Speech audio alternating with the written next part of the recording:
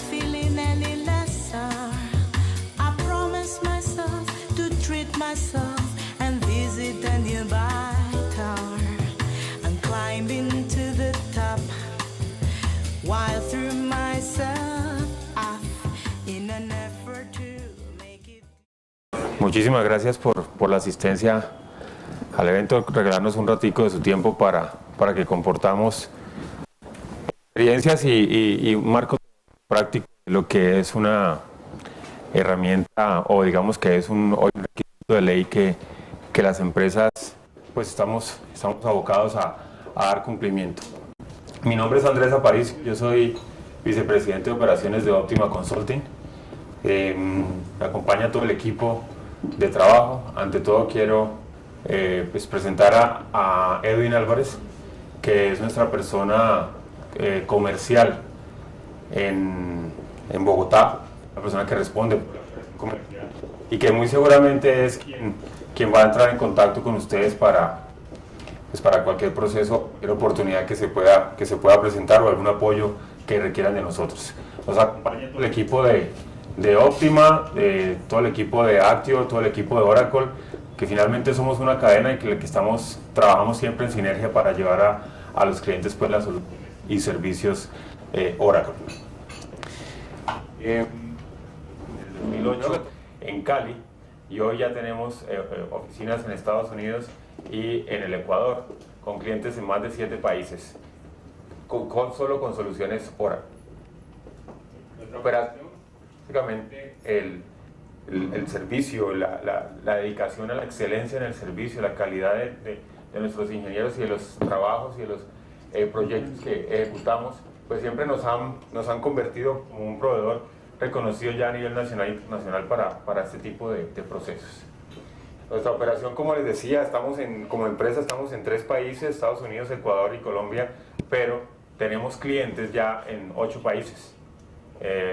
Digamos que estamos desde el mercado americano, Puerto Rico, Estados Unidos, hasta Argentina, Perú, Ecuador, llevando siempre servicios y soluciones Oracle. Rápidamente nuestro portafolio, nosotros trabajamos en 2 modalidades básicas, que son el tema de consultoría especializada, un proyecto puntual, un proyecto específico, o trabajamos la modalidad del outsourcing, cuando la empresa requiere que nosotros nos encarguemos de cierto servicio por un espacio de tiempo temporal o permanente, 1 o 2 años. Afinamiento de aplicaciones y bases de datos. Así nacimos, somos expertos en el tema de hacer tuning en aplicaciones, desde la capa más baja hasta la capa más alta de la base de datos, servidor, etcétera, hasta la aplicación, todo basado en tecnología Oracle. Estamos también haciendo implementación de aplicaciones, migración de datos. Hemos hecho migraciones de datos, de infraestructura, de servidores, apoyado a empresas a implementar aplicaciones como tal y hacer las migraciones de los procesos de los sistemas de información crítica. Administración de base de datos es uno de nuestros servicios fuertes con el que nacimos, donde nos encargamos de ser sus administradores de las bases de datos, yendo un poquito más allá y siempre dando más allá, buscando donde hay puntos de mejora, procesos en los que podamos introducir cambios que puedan obviamente mejorar el desempeño de la situación crítica. Desarrollo de software y nuevos productos, pues hacemos desarrollo también a la medida, todo basado en tecnología Oracle, diferentes lenguajes de programación, .NET, Java, el mismo Forms, pero como digo, basados en tecnología de base de datos Oracle, con servidor de aplicaciones inclusive. Tenemos un producto propio, que es un gestor de información, que es el ORM. El ORM es Optima Reports Management, es un gestor de información que hemos construido basados en las falencias que hemos encontrado de muchos de los reporteadores que tenemos en el mercado. ORM es un gestor de información que genera información rápida, que nos permite trabajar sobre la réplica y no sobre el sistema productivo solamente, descargando el sistema productivo de mucha carga de consultas, porque todos sabemos que las consultas son quien más tumba la máquina, digamos aquí, o la capacidad de procesamiento la bajan porque los consultas y reportes, digamos que eso pues es lo que tiene más carga. El ORM permite trabajar en el ambiente productivo y en el ambiente de réplica automáticamente puede decidir con cuál ambiente se va. Muy importante ventaja, entre otras más, además de ser muy amigable porque lo tenemos integrado con toda la plataforma Office. Yo no puedo hacer una tabla dinámica, puedo hacer unos indicadores de gestión sin tener que ir a Excel y modificar información. Es un tema de otra charla y que está en el portafolio que les hemos entregado, pero es un proyecto muy importante. Consultoría especializada en aplicaciones. Hoy estamos en diferentes procesos y clientes dando soporte funcional sobre Oracle y Business Suite, tanto desde el punto de vista técnico y punto de vista funcional. En este momentico adelantamos un proyecto de implementación en Brasil de una compañía para back office financiero de la e-Business Suite. Y también trabajamos con otra herramienta que se llama Open SmartFest, que pues conocemos muy bien esa herramienta para compañías de telecomunicaciones y servicios públicos. Consultoría y venta de hardware especializado. Nosotros estamos certificados por Oracle para comercializar tecnología Spark, los T5, X86 y Exadata, que es una de las máquinas o de las soluciones de ingeniería mejor que Oracle recientemente ha sacado al mercado.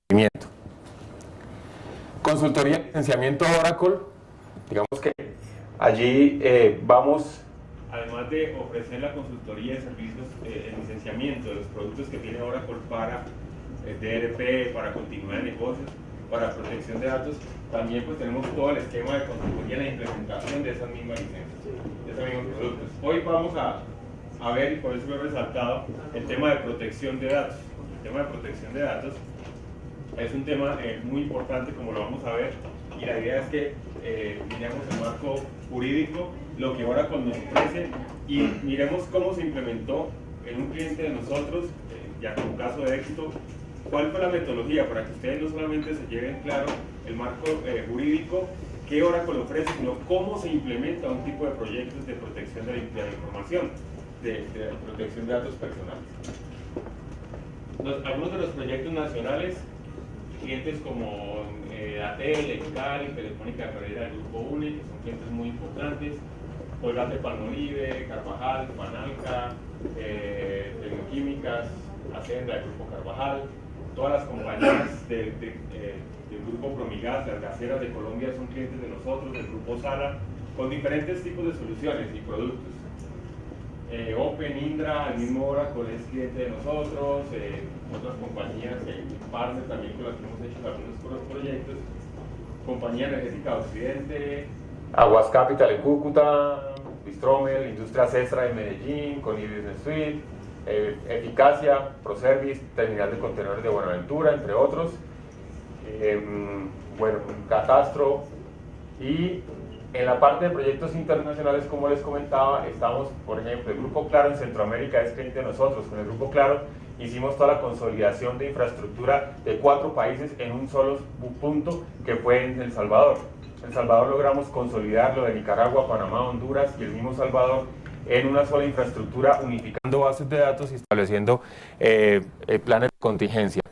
Puerto Rico, hoy somos, digamos que la mano derecha de esta empresa para el desarrollo de software y para la administración de base de datos y su estrategia de alta disponibilidad con DataGram. Argentina, Cablevisión Argentina, estamos en Telexa Ecuador, la CNT del Ecuador, en Nicaragua, estamos con clientes en Estados Unidos, Distromel, una compañía española, Contugas en Perú, una compañía distribuidora y comercializadora de gas, y como les comentaba ahora, Furukawa, Brasil. Nuestra operación, para esto no estamos solos, simplemente necesitamos de muchas alianzas para llegar a donde estamos y trabajar en sinergia. Somos Gold Partners de Oracle, que nos avala y nos permite hablar con propiedad y también tener mucho apoyo de parte de Oracle con el punto de vista de conocimiento material para poder hacer nuestros procesos de implementación. Obviamente Actio es el mayorista con el cual nosotros comercializamos productos de Oracle. Somos miembros de la junta directiva de PacificTIC. La PacificTIC es digamos que una ente que creó el gobierno, en lo cual nosotros hacemos parte de la junta directiva y ahí se definen los lineamientos de tecnología, información y comunicaciones del Valle del Cauca, del Occidente más bien. Ahí somos parte de la Cámara AmCham, de la Cámara Colomboamericana, bien. ProColombia es un aliado muy importante que nos ha apoyado bastante y somos también hoy, digamos que parte muy importante de Invest Pacific y Recientemente, hace 2 meses, nos otorgaron la marca País como representantes de Colombia ante el mundo, como podemos utilizar la marca País y también la marca de TI. Nosotros, la respuesta es Colombia, o sea, nosotros ya hacemos parte de esa respuesta. Aproximadamente a 15 empresas en Colombia nos dieron ese certificado hace 2 meses y que nos avala obviamente para poder ofrecer nuestros servicios a nivel nacional e internacional. Ya habiendo contado algo de Optima, la agenda, ¿cuál es hoy?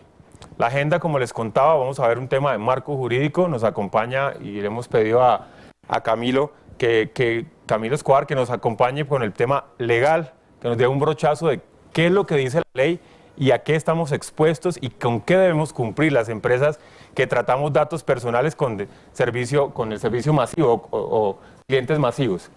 Después Diana Balbuena de Oracle, especialista de Oracle, nos va a contar Oracle cómo nos ayuda a cumplir con esa ley. Cuáles son las funcionalidades, los productos que tiene Oracle para que podamos implementarlos y podamos cumplir con cada uno de esos puntos de la ley. Y finalmente les contaré cómo es que se hace un proyecto de protección de datos personales en un cliente de nosotros, ¿cierto? Para, del punto de vista metodológico, cómo comenzamos, cómo hicimos la labor de consultoría y a qué llegamos y qué beneficios obtuvieron ese cliente. Entonces, Camilo, tienes la palabra. Mucho gusto. En primer lugar, deseo agradecer a Actio y a Oracle por esta gentil invitación. Yo soy consultor en Derecho Preventivo para exclusivamente asuntos de tecnologías de información y comunicación. Soy docente universitario y también investigo estos temas. He implementado diferentes modelos de derecho preventivo sobre protección de datos personales digitales. Hoy vamos a ver una panorámica de esta forma de protección de datos, qué alcance y efectos tiene, qué implicaciones económicas y jurídicas tiene y algunas recomendaciones de derecho preventivo que están vinculadas a una sinergia de una medida de seguridad, tanto jurídica como técnica, porque si no existe seguridad, procedimiento, infraestructura, plataforma y ecosistema técnico, el derecho simplemente es romántico. Entonces, el derecho se debe sentir y vivir a través de la tecnología y el contenido de la tecnología es el que debe ser jurídico. Una alianza entre lo técnico y lo jurídico, entre el ser y el deber ser. Vamos a ver 2 puntos principales en esta charla. En primer lugar, vamos a ver cómo aplica el derecho en las tecnologías de la información, porque existe incertidumbre respecto a si las normas existentes para el mundo de átomos, para el mundo tangible tradicional, aplican en medios telemáticos e informáticos digitales, y también vamos a ver cómo desde el derecho preventivo se puede atender esa normatividad.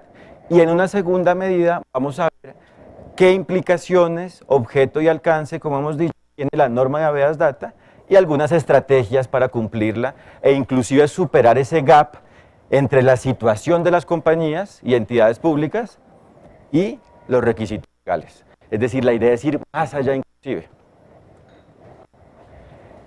¿Cuáles son las particularidades de mi lente jurídica de las TIC? Por supuesto que el modus operandi cambia. Las relaciones humanas siguen siendo humanas, pero los medios para desarrollar las relaciones humanas cambian en su modus operandi. La esencia no cambia, pero sí la forma. El fondo no cambia, pero sí el procedimiento. El algoritmo cambia. El algoritmo comunicativo. Entonces tenemos medios digitales, equipos digitales, redes digitales, proyectos específicamente para entornos digitales, cargos laborales para entornos digitales como el oficial de seguridad de la información o el oficial de protección de datos personales que no existían en entornos meramente convencionales, el community manager, otro caso muy evidente. Hay usuarios ya de entornos digitales con múltiples perfiles sociológicos, nativos digitales, migrantes digitales, ortodoxos digitales que no tienen ni idea de cómo usar esto ni tampoco saben los riesgos, las amenazas y las bondades de esto. Y existe la convergencia tecnológica donde todos estos factores se interconectan y correlacionen en un ecosistema. Entonces el reto del derecho es que si esto es así, ¿son suficientes las normas que tenemos? o se requiere regular el software, el hardware, la multimedia, las bases de datos y en general la convergencia tecnológica. Entonces, para desmenuzar el tema hay que ver los principales componentes de un proyecto tecnológico. Tenemos, ¿qué pasó aquí? Tenemos el software, entendido como el puente comunicativo entre el ser humano y una máquina, es decir, el puente que permite que un hardware, que una máquina desarrolle una actividad y cause una acción efectiva. Tenemos el hardware, todos los componentes físicos, tenemos el equipo humano, tanto convencional como digital, tenemos ya como tal los contenidos, plataformas, bases de datos y ecosistemas en general digitales. Tenemos unos servicios complementarios de implantación, implementación, parametrización, innovación, mejora, actualización, soporte, etc. Y tenemos una ejecución de esos proyectos que van de la mano de unas garantías. Entonces, en cada uno de esos factores, el derecho debe brindar alguna solución. ¿Por qué? Porque así se piense con la gráfica anterior que el derecho se queda corto de la tecnología, eso es falso. El derecho no se queda corto porque así llegue a existir por física cuántica teletransportación, tiene que haber buena fe. Además, por los mercados, siempre el Estado dirige la economía y es el que dicta las reglas de juego. Es decir, el neoliberalismo es falso. El Estado sigue dirigiendo la economía y dirigiendo las sociedades. La crisis subprime de ahorita Europa y Estados Unidos refleja ello. No se podían autorregular los mercados financieros, se requería de un agente central que dictara reglas oficiales. Y el agente central, por eso es el Estado, por eso está ahorita sancionando, investigando, cerrando entidades, haciendo de todo. Aquí Interbolsa, ¿no? No es tan libre el mercado. Entonces, lo mismo pasa en lo digital, no es libre el mercado digital, hay un Estado. Lo que pasa es que existe mucha informalidad porque el Estado o los Estados tardíamente han llegado a regular las TICs, o brindar reglas de juego claras para la seguridad jurídica en medios digitales. Por eso, grupos como Anonymous han dicho que debe existir propiedad intelectual en lo digital, que debe haber plena libertad. Por eso los problemas de piratería de software. Por eso los problemas de calidad en el hardware. Por eso los debates del acuerdo del nivel del servicio sobre la seguridad de la información. Se pensaba que era un viejo oeste lo digital. Y ya ahorita el Estado está diciendo, no, no es un viejo oeste. Hay unas normas que aplican y respétemelo. Al punto que ustedes, de pronto en las noticias han visto que ya han cerrado muchos portales y muchas empresas han sido sancionadas por un uso indebido de datos personales digitales. ¿Cierto? Entonces esto ya no es tan libre ni tan flexible como se pensaba. Entonces, componentes deben ser atendidos porque están sujetos a un régimen jurídico, no me cambie la diapositiva, porque están sujetos a un régimen jurídico, disculpa, no sirve.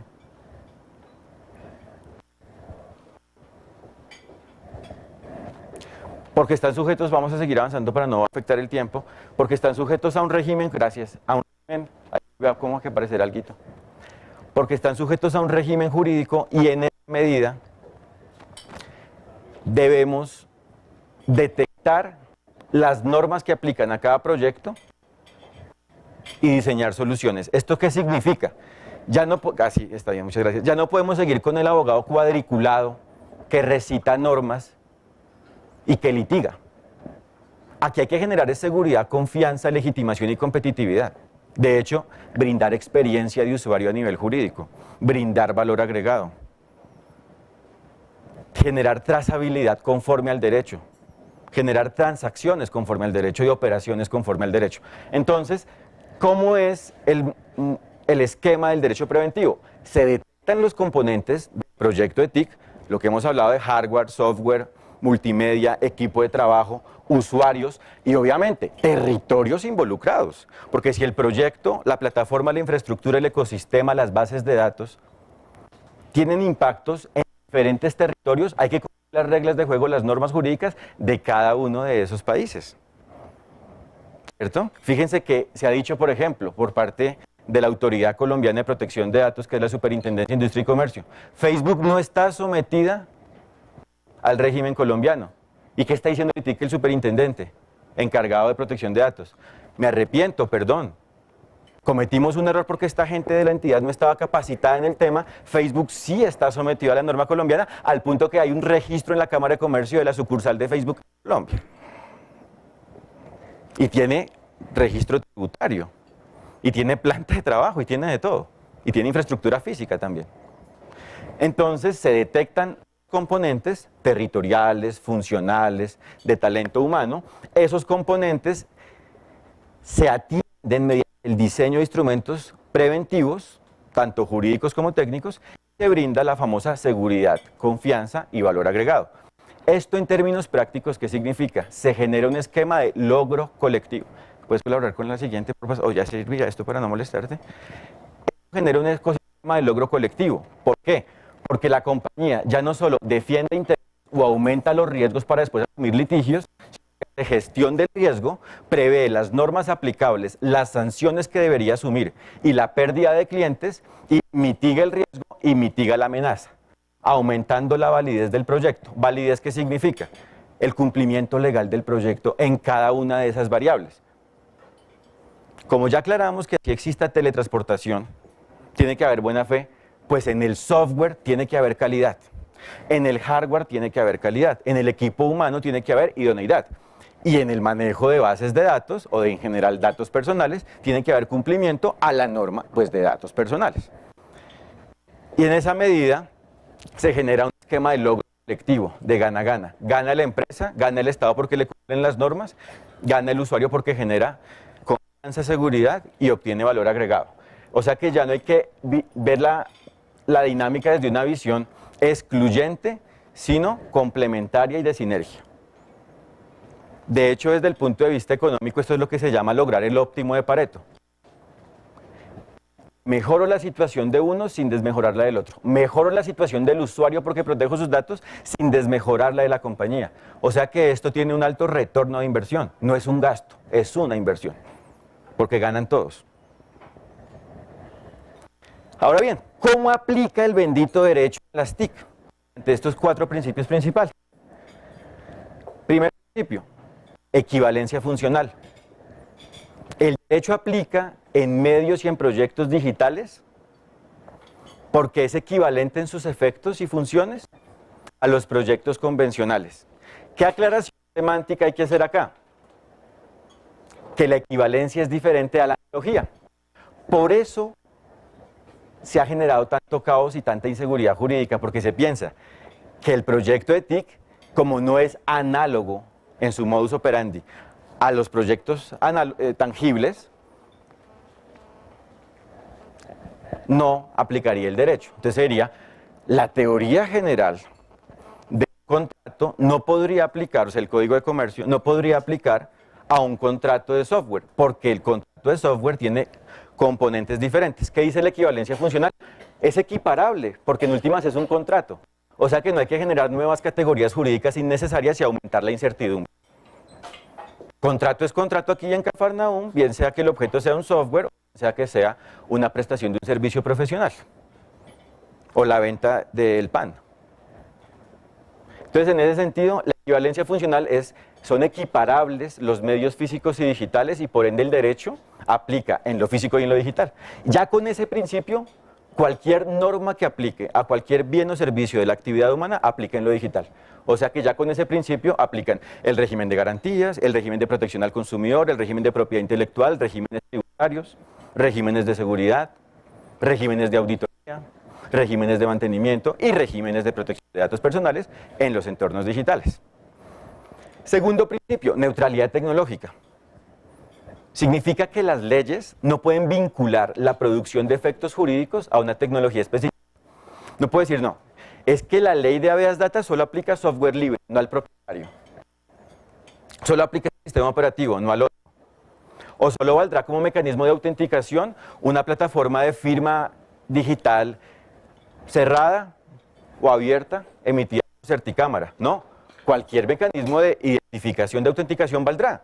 Bien sea un Gmail, bien sea un Yahoo, bien sea una firma digital emitida por entidad de certificación digital abierta, o bien sea la que según el riesgo y la situación jurídica involucrada sea idónea.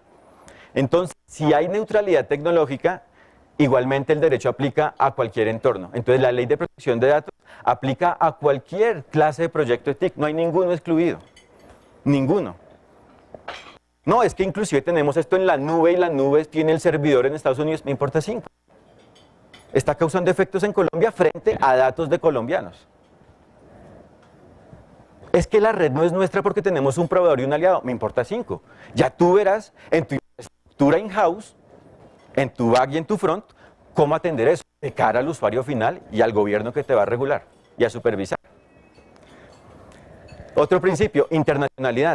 Si el proyecto causa efectos en ambientes internacionales, en territorios internacionales, bien sea extranjeros e internacionales, de la comunidad internacional, aplican las normas también internacionales. Bienvenidos entonces al famoso tema de los derechos humanos y de los tratados internacionales en materia de integración económica.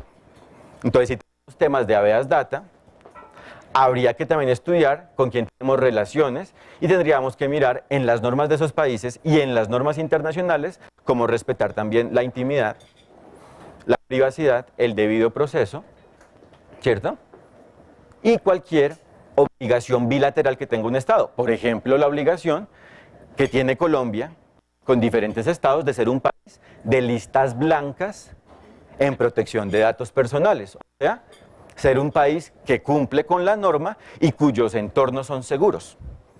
O sea, digamos, para desarrollar el TLC, tenemos que tener entornos seguros. Por eso lo que hablaba ahorita Andrés del tema de la seguridad y generación de aplicaciones a la medida. Porque eso es lo que genera en la realidad de las cosas la lista blanca. No es solo el derecho en términos teóricos, es la realidad de la función ya aterrizada en una aplicación. Y el otro principio es la neutralidad de la red. Significa que según el tipo de datos que estén viajando en un proyecto de TIC, se requiere más control o más libertad, porque debe ser diligente el operador del proyecto. Entonces, si es una página web o una aplicación o un blog o cualquier entorno donde se hable del clima, habrá más libertad. Cualquiera puede hablar del clima. Oye, el clima en Bogotá está súper loco porque ayer llovió, hizo sol y bueno, habrá más libertad. Pero si estamos hablando de un proyecto donde involucren datos personales, no hay tal libertad. Tiene que haber control. Tiene que haber control. Entonces, ¿dónde está el quid del asunto? En autorregular la neutralidad de la red según la realidad y variables de sus proyectos de TIC. Según las variables que se detecten de cada proyecto de TIC, sabremos el nivel de riesgo, o sea, el mapa de riesgo, y cómo atenderlo. O sea, el nivel de control o de libertad, o el balance entre libertad y control. Ni arbitrariedad al control, ni arbitrariedad a la libertad, sino discrecionalidad según la naturaleza de los datos. Y cierro con esto, entonces, jurídicamente ya sabemos que en virtud del principio de equivalencia funcional hay un derecho aplicable y que no se requiere nueva regulación para las TICs. Pero ¿cómo aplica? Detectando el mercado relevante. ¿Cuál es el mercado relevante? El lugar o lugares geográficos donde causa impactos el proyecto de TIC y el tipo de bienes y o servicios involucrados en el proyecto de TIC, o sea, la regulación sectorial. No, es que yo manejo datos de menores de edad para sector educativo. Aparte de la ley general, estudie la ley educativa o las leyes educativas, regulación sectorial de secretarías de educación y todo, superintendencias, todo, y haga ese embudo de lo macro, o sea, de todas las normas que le aplican a lo micro. Diseñe la solución, haga ese embudo, aterrice de lo que exige la norma, diseñe soluciones, o sea, diseñe contratos, políticas, formatos, guías, planes de capacitación, aplicaciones técnicas, todo esto. Ahora bien, vamos a ver el segundo punto, que es propiamente la habeas data. ¿Por qué en Colombia se habla tanto de habeas data? Porque el artículo 15 de la Constitución Política nos dice expresamente que todas las personas tienen derecho a su integridad personal y familiar y a su buen nombre. Y el Estado debe respetarlos y hacerlos respetar. De igual modo, tienen derecho a conocer, actualizar y rectificar las informaciones que se hayan recogido sobre ellas en bancos de datos y en archivos de entidades públicas y privadas. En la recolección, tratamiento y circulación de datos se respetarán la libertad y demás garantías consagradas en la Constitución. Esto surge en últimas porque desde el nazismo, pues si alguien sabía que usted era judío, lo mataban. Entonces, esos datos eran bien sensibles. Entonces, desde ahí las normas de cada estado empiezan a decir, oye, regulemos esta vaina porque esto es un tema serio.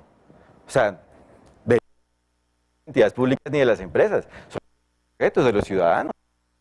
Déjaselos porque esta vaina pues, es bastante importante, sensible. Además nos dice que la correspondencia y demás formas de comunicación privada son inviolables. O sea, en virtud de la neutralidad de la red, tú no me puedes interceptar los datos, salvo que tengas una justa causa. O sea, te intercepto porque sé que en Facebook, yo como el operador de Facebook, sé que tú estás amenazando a otro. Pero como yo soy una entidad privada, no un juez de la República, o no soy la Fiscalía, yo debo en últimas remitirle esa situación a la Fiscalía para que ella ya haga el debido proceso y vea si bloquean o no bloquean, porque no me compete a mí. Pero en virtud de mi diligencia, sí tomo una medida para disminuir esa amenaza que al tipo lo están amenazando. Ese es el quid de la neutralidad de la red. Solo pueden ser interceptadas o registradas mediante orden judicial, lo que estábamos hablando, en los casos y con las formalidades que establezca la ley. Entonces ahí nos damos cuenta que ninguna red es tan libre. Segundo, nos damos cuenta que en Colombia han confundido intimidad con protección de datos. Porque fíjese que yo les resalté aquí solo la parte de protección de datos, no es intimidad. Está correlacionada con intimidad, pero no es intimidad. Un derecho autónomo es la intimidad y un derecho autónomo y distinto es la protección de los datos personales. ¿Por qué? Porque en últimas, el núcleo esencial, lo que se protege en el habeas data son tres cosas. Protección de la información personal como tal, la autodeterminación informativa y el ejercicio de la acción de habeas data. ¿Qué significa esta? Protección de la información personal. Yo tengo el derecho a que mi información, cuando la tenga una empresa o una entidad, la conserve segura, actualizada, fidedigna, susceptible de fuentes de corroboración, que eso sí es lo que indica ser, que yo pueda además, por supuesto, conocerla, decidir qué entrego y qué no entrego, que no la compartan a sujetos o a entornos donde yo no he autorizado. Y todos estos temas. Sí, señor. En el caso es que nosotros trabajamos para la Contraloría, entonces, caso puntual, las declaraciones, eso que... Las declaraciones de un directamente, ok. No una declaración, digamos, verbal, sino una declaración formal. Perfecto. ¿Hay restricción de la entidad hacia la Contraloría o no hay restricción? Buena pregunta. Entonces, hay una ley, que es la ley 1712 del 2014, que es la ley de acceso a la información pública, y nos clasifica la información pública en diferentes hipótesis. Entonces, en su hipótesis es una información pública que no requiere restricción.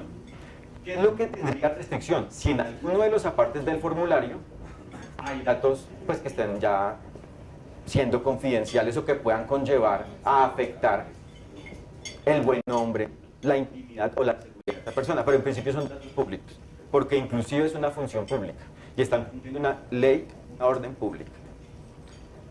Para que me entienda más, la cédula de ciudadanía es pública, pero la huella dactilar no es pública, porque la huella dactilar es un dato biométrico y quien la tenga me puede alterar a mí, firmar por mí, me puede autenticar alterando mi identificación. Entonces es público lo que tiene la finalidad de cumplir una orden, una función pública, pero lo demás tiene que reservarse.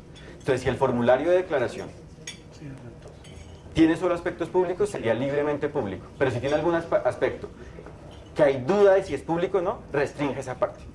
De hecho, eso significa que toca hacer un ajuste de formulario para balancear ley de habeas datos y ley de acceso a la información pública. O sea que sí podrían como restringir parte de la... Sí, pero en principio es pública, para que quede bien el mensaje. En principio es pública porque es una función pública y es un deber público. Tendría que usted ya clasificar qué tipo de información están pidiendo y si en algún casito, en un puntico concreto, llega a ser restringida, pues esa sí no se podría publicar libremente.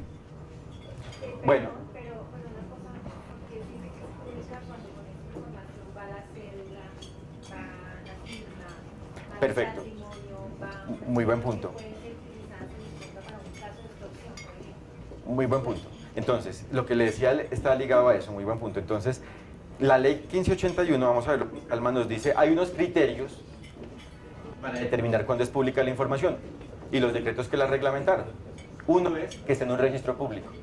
Entonces, como el registro civil de nacimiento y el registro civil nacional de cédula de ciudadanía es público, se entiende que es público. ¿Qué es lo que le ha faltado? Y la pregunta también, ¿qué es lo que le ha faltado precisar al gobierno? Las finalidades de los tratamientos. Es que no me quiero saltar, voy a terminar en esto y les sigo diciendo porque los confundo. Pero la finalidad de la cédula, ¿por qué es pública? Porque es la forma de identificación. Entonces, solo el número y el nombre es público. No sería público ni la firma electrónica, o sea, esa banda magnética que está detrás no sería pública porque es su firma electrónica, ni tampoco sería pública su firma porque es una firma biométrica, porque es manuscrita, solo usted la puede hacer, ni tampoco sería pública la huella dactilar. Entonces, como se dan cuenta, el hecho de que algo esté en un registro público no significa que todo sea público. Y a propósito de eso, es deber de la entidad clasificar sus tipos de datos que manejan inclusive en registro público y no publicar lo que, como usted me dice, pueda conllevar a vulnerar otros derechos, como lo puede ser su seguridad. Pero lo que tampoco se puede hacer es presumir la mala fe y decir que como eso es un dato público me pueden extorsionar. ¿Sí? Porque obviamente si alguien tiene su cédula la pueden extorsionar, pero es que si no habría, o sea, hay un interés mayor, que es que tiene que identificarse oficialmente de alguna manera. Lo que ya sería negligencia es que publiquen lo que le digo de datos de su firma, de su huella y eso. Bueno, entonces la protección de la información personal significa que la información se conserve confidencial, segura, actualizada e idónea. Segundo, la autodeterminación informativa, que significa que es el titular del dato, o sea, la persona natural, la que decide qué entrega y cómo y cuándo lo entrega. O sea, es la persona natural la que decide qué tratamientos, qué usos autoriza sobre sus datos. Y es la que autoriza para qué finalidades. Entonces, no, es que para este evento de Oracle yo autorizo que tengan mis datos para que me envíen un correo sobre noticias de actualidad. Esa es la finalidad. No estás autorizando otra finalidad, como por ejemplo para que vayamos a hacerle una auditoría a ver si usted está cumpliendo con seguridad en sus infraestructuras. Entonces, según la finalidad, será válido el tratamiento. Que es la respuesta de lo que estábamos hablando. Si la finalidad del registro público es identificar, no puede ser otra. Si usted la usa para otra finalidad, la cédula, es ilegal. ¿Sí me entienden? La respuesta está en las mismas directrices de la norma. Si hay una finalidad para que una norma diga que algo es público, solo es para esa finalidad. Entonces, no es una finalidad válida que usted use mis datos de la cédula, un registro público, para otras cosas. O sea, la respuesta está ahí, pero eso, por supuesto, como es complejo, eso requiere es que cada compañía diseñe sus propias políticas, detecte sus propias, o de entidades públicas, detecte sus propias finalidades, sus tratamientos, y cuando le solicite la autorización del titular, le diga claramente esas finalidades y esos tratamientos. Y ahí sí usted no tendrá la duda de si en el formato tributario es válido o no, porque ya le está identificando la finalidad o ya corroboró que en una norma expresa, en una ley de la República explícitamente, esa finalidad es válida, como la finalidad de pagar impuestos y recolectar esos datos. ¿Por qué el formulario tributario puede ser ilegal? ¿De declaración tributaria puede ser ilegal? Porque está pidiendo datos más allá, que superan la finalidad del mero hecho de pagar impuestos. Es que a veces pedimos la información, entonces nos dicen, no, es que es información restringida. Entonces totalmente. Exacto. Tiene que ser buenos formatos, informando el tratamiento. Y no desbordarse ni pedir nada innecesario. Lo necesario. Exacto. Y avisarlo a tiempo, comunicarlo para que el titular autorice. Si no le autoriza, no es válido, salvo que una norma diga que es público y que no requiere autorización. Y tercero, el ejercicio de la acción de habeas data. ¿Qué significa esto? Yo como titular tengo el derecho de elevar consultas y reclamos a la entidad o a la empresa privada que tenga mis datos. ¿Consultas sobre qué? Cómo tienen mis datos, quiero actualizarlos, quiero revocar la autorización, o sea que ya no tengan mis datos, quiero que me borren ciertos o todos los datos. Y en ese sentido, cada compañía tiene que diseñar un conducto regular interno para ver qué área va a ser la competente para recibir consultas y reclamos y para que en los plazos de ley respondan esto a tiempo y no pase esto a la superintendencia de Industria y Comercio, que es la Autoridad de Protección de Datos, porque si esto llega a pasar los pueden sancionar hasta con 2.000 salarios mínimos. O sea, 1.200 millones de pesos aproximadamente. Y les pueden hasta hacer cierre temporal o permanente de la empresa. Entonces, estos son los 3 puntos, para ir redondeando, los 3 puntos del derecho de habeas data, el derecho de protección de datos personales. Como se dan cuenta, esto no está ligado directamente a intimidad ni a seguridad, pero tendrá efectos relacionados con la intimidad. Pero es directamente proteger la información personales. Y como se dan cuenta, el habeas data no es el derecho, es la acción simplemente que yo tengo para ejercer consultas y reclamos. Ahora bien, ¿qué tipos de datos hay? Y respondiendo también a estas preguntas, tenemos que hacer una clasificación de datos personales. Pueden haber datos restringidos y datos públicos. Datos restringidos, los que requieren autorización del titular para poderse tratar, para poderse usar. ¿Qué tipo de autorización? Autorización previa, expresa e informada. Previa, es decir, antes del tratamiento o a más tardar al momento del tratamiento, ¿cierto? O sea, digamos en el pantallazo del aplicativo, oiga, autoricen. Ahí los voy a recolectar, ese es el primer tratamiento, recolectar los datos. Y los datos restringidos se dividen en dos categorías, generales y especiales. Generales pueden ser del sector privado y del sector público, lo que veníamos hablando. Así el sector público ejerza función pública, no todos los datos personales del sector público son públicos, ¿cierto? Salvo que haya una norma que expresamente diga que eso es público. Si no se presume que es restringido, porque prevalece el derecho fundamental. Si hay duda razonable de si algo es público o restringido, aplica que es restringido. Por eso tienen que tener muy buen consultor jurídico, en el sentido en que tienen que saber qué jurisprudencias hay, que ha dicho la Corte Constitucional, el Consejo de Estado, la Corte Suprema, las Cortes Internacionales de Derechos Humanos y tribunales internacionales para ver cuándo han clasificado algo público o privado. Y aparte mirar las normas que apliquen a su sector específico, ¿no? La norma general y las normas de su sector. ¿Qué es un software financiero? Pues mire la norma financiera, educativo, contable, así. Y especiales. Los datos restringidos especiales son los que, inclusive, a pesar o complementado a requerirse la autorización del titular, tienen que tener un nivel de protección mayor. ¿Y por qué se llaman especiales? Porque son los datos cuyo uso puede generar afectaciones a los derechos fundamentales del titular, que era lo que comentaba muy gentilmente la señora. Datos que pueden generar discriminación, extorsión, pérdida del empleo, pérdidas económicas. Y en ese sentido pueden haber tres clases de datos especiales. Sensibles generales, como las creencias religiosas, afinidades políticas, preferencias sexuales, generales. Y dos clases especiales de sensibles. Sensibles de menores de edad y sensibles biométricos. Sensibles de menores de edad, ¿por qué son especiales robustos o de alto impacto y protección? Porque el menor de edad no es capaz legal. Exacto, entonces el consentimiento del menor de edad no se puede convalidar porque él diga sí, acepto.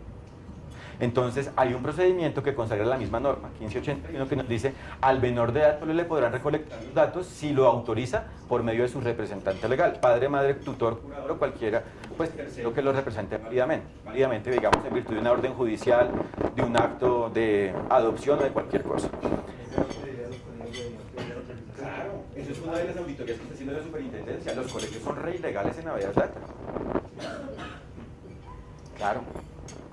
Y también los padres están ejerciendo una omisión del deber de cuidado de los actos de sus hijos, porque existe el control parental y estamos dejando que los niños naveguen donde sea y entreguen datos como locos. O sea, hay de dos partes de la evidencia. Perdónenme que no quiero afectar la agenda, al final hacemos la sesión de preguntas, por favor. Entonces, menores de edad. O sea, que en el formato de recolección de datos, de autorización, si vamos a recolectar datos de menores de edad, diseñar un espacio, unos párrafos estratégicos para que se cumpla ese procedimiento que exige la norma. Oiga, menor, diga usted qué opina, ¿está de acuerdo o no con sus datos? Segundo, ¿usted representante del menor autoriza o no autoriza? Y fírmeme esa vaina, porque yo sin pruebas no tengo, o sea, como dice un doctor, ¿no? Sin manos no hay galletas. O sea, si no tengo pruebas, esto pues se queda en una vaina ahí sin demostrarse. Y los datos biométricos, como lo hablábamos, porque pueden afectar mi autenticación. Huella dactilar, iris, voz, firma manuscrita. Datos que solo yo puedo crear y quien los tenga me puede alterar a mí mi identidad. Entonces la norma que dice, solo se podrán recolectar datos sensibles si existe autorización expresa del titular del dato. Y si llega a ser así, usted tiene el deber de protegerlos en entornos seguros, con infraestructuras armónicas y garantizar que el titular puede ejercer todos los derechos de conocer, rectificar y revocar sus datos. Y lo reitero, por eso el caso de la charla que me parece muy interesante, porque esa aplicación permite cumplir eso. O sea, esa aplicación permite que usted estos chicharrones se los evite. Que tenga un tercero experto en esta vaina. Que requiere consultoría jurídica permanente para que se mantenga el modelo, sí, pero la herramienta técnica pues le ayuda mucho a este chicharrón. Para ir cerrando, ¿qué principios jurídicos existen en la protección de datos personales? Primer principio, necesidad y finalidad del dato. Solo puedo recolectar los datos que sean necesarios para desarrollar la actividad que yo deseo hacer. Si es solo para un fin de mercadeo, pues hombre, pídale el correo electrónico. ¿Por qué quiere saber la creencia religiosa? pero dependerá de cada caso, porque si digamos estamos en sector financiero y nos piden un dato de creencia religiosa, uno diría, qué pena, es un dato sensible, sí, qué pena, pero es que yo también tengo que proteger mis intereses porque yo soy el banco, o sea, también se protege a la empresa, ¿no? ¿Qué diría la empresa? Es que si usted es plurigámico y tiene muchos hijos, nunca me va a pagar a mí, porque siempre tiene que pagar alimentos a sus hijos. Todo depende del caso concreto. Y finalidad del dato, infórmeme para qué finalidades va a hacer uso de mis datos y pues yo lo autorizo. Segundo, validez en la recolección del dato. Solo se puede recolectar datos si se tiene estricto cumplimiento de todos los deberes y asegurando todos los derechos consagrados en la norma principal de protección de datos y en las normas sectoriales que apliquen según su actividad. Circulación y seguridad del dato, esto es súper importante para este evento. Circulación. El dato solo puede circular en las redes, infraestructuras, plataformas y entornos autorizados por el titular. Es que yo le di mis datos, fue al colegio. Yo no se lo di para su aliado. Seguridad del dato. Tiene que ser idóneo y demostrable el nivel de custodia de los datos.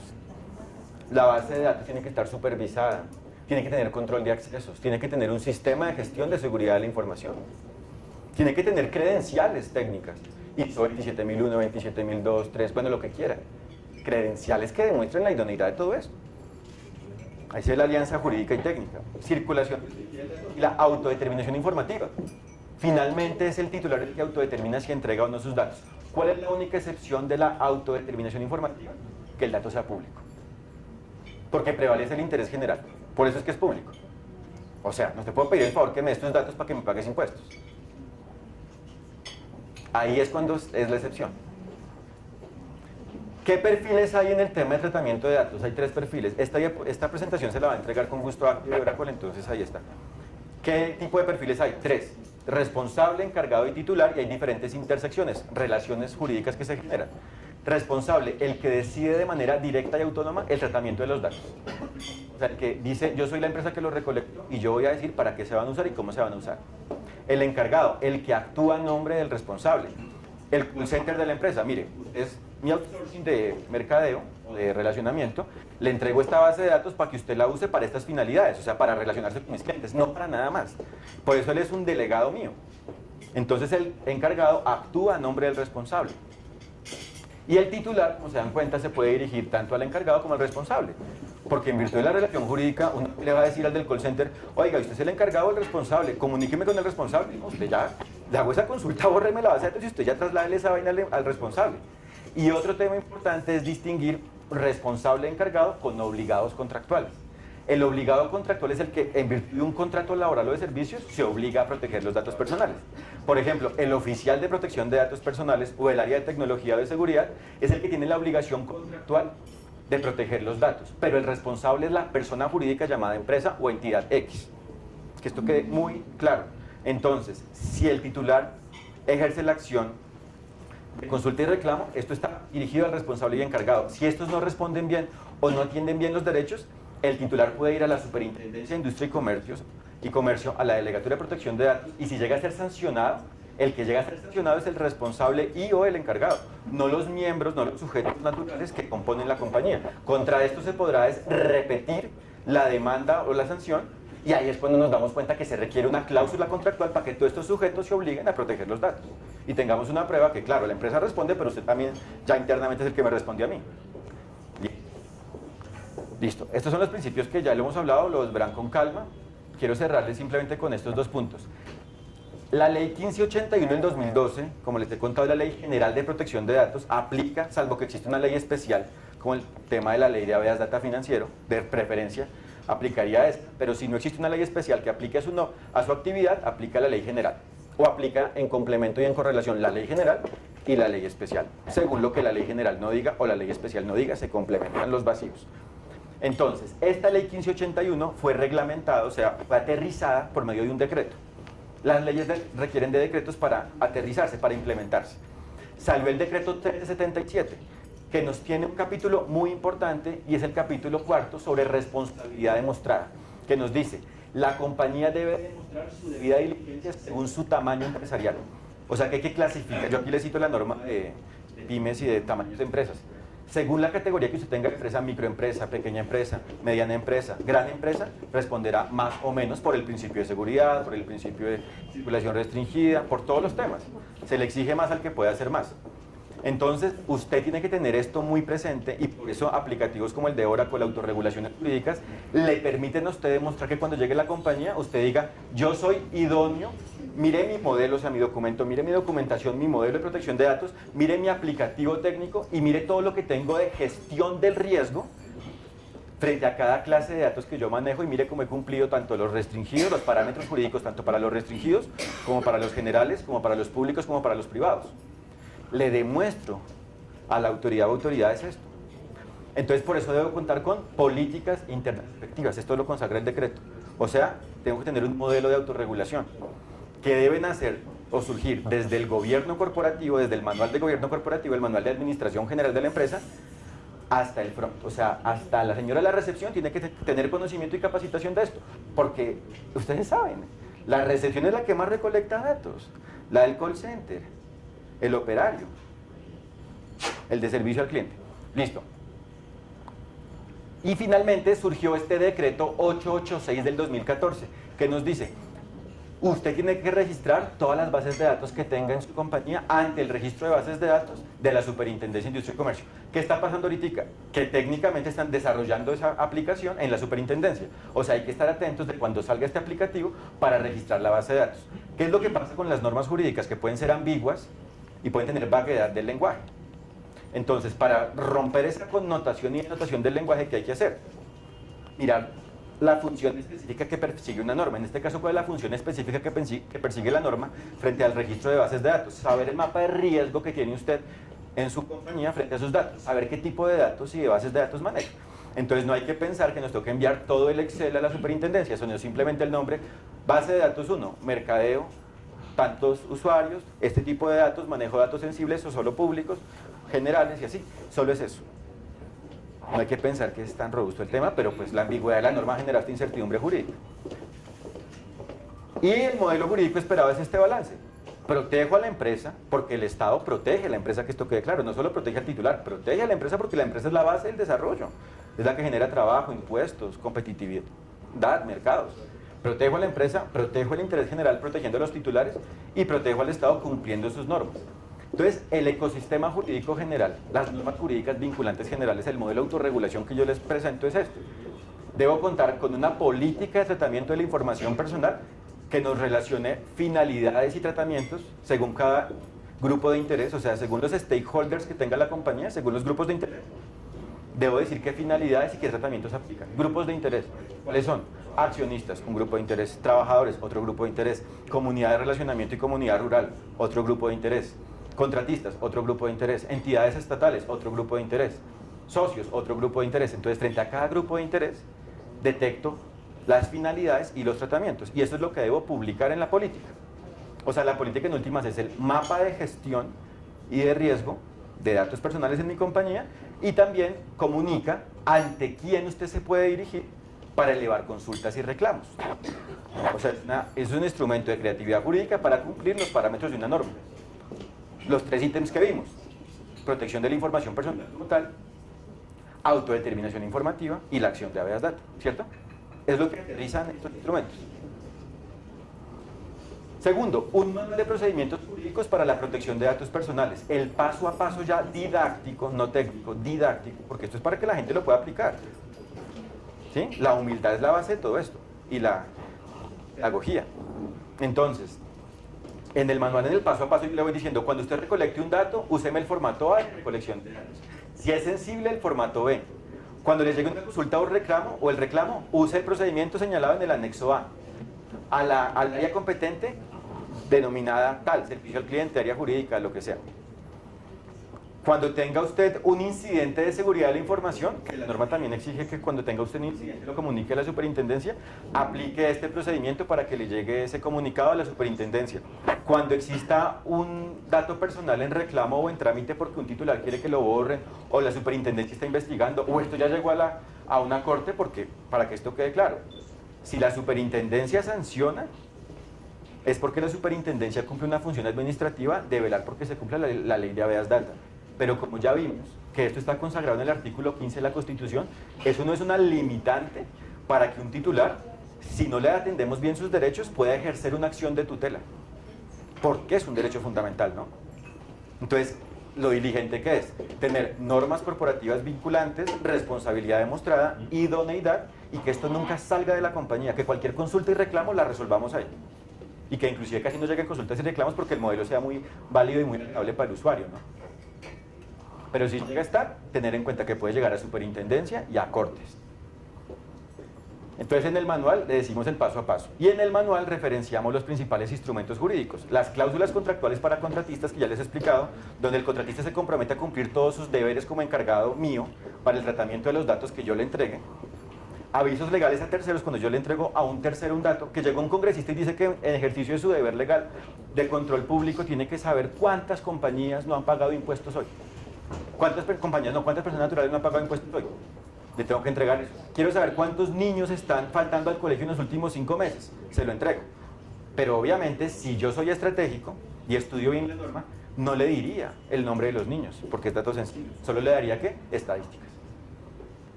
Es creatividad, o sea, es pura materia gris, ¿sí o no? O sea, meterle esta vaina a creatividad y sacar adelante esta vaina. Documentos internos, las mismas cláusulas, pero para los trabajadores, el aviso de autorización del titular, que según el tipo de datos y finalidades y tratamientos que ustedes manejen, hay que diseñar el formato o diferentes formatos, ¿no? Según los momentos donde recolecten datos y según las finalidades y tratamientos que quieran. Y el formato de ejercicio de derechos del titular. Facilítele al titular que le eleve consultas y reclamos. De hecho, hágalo un anexo de la política.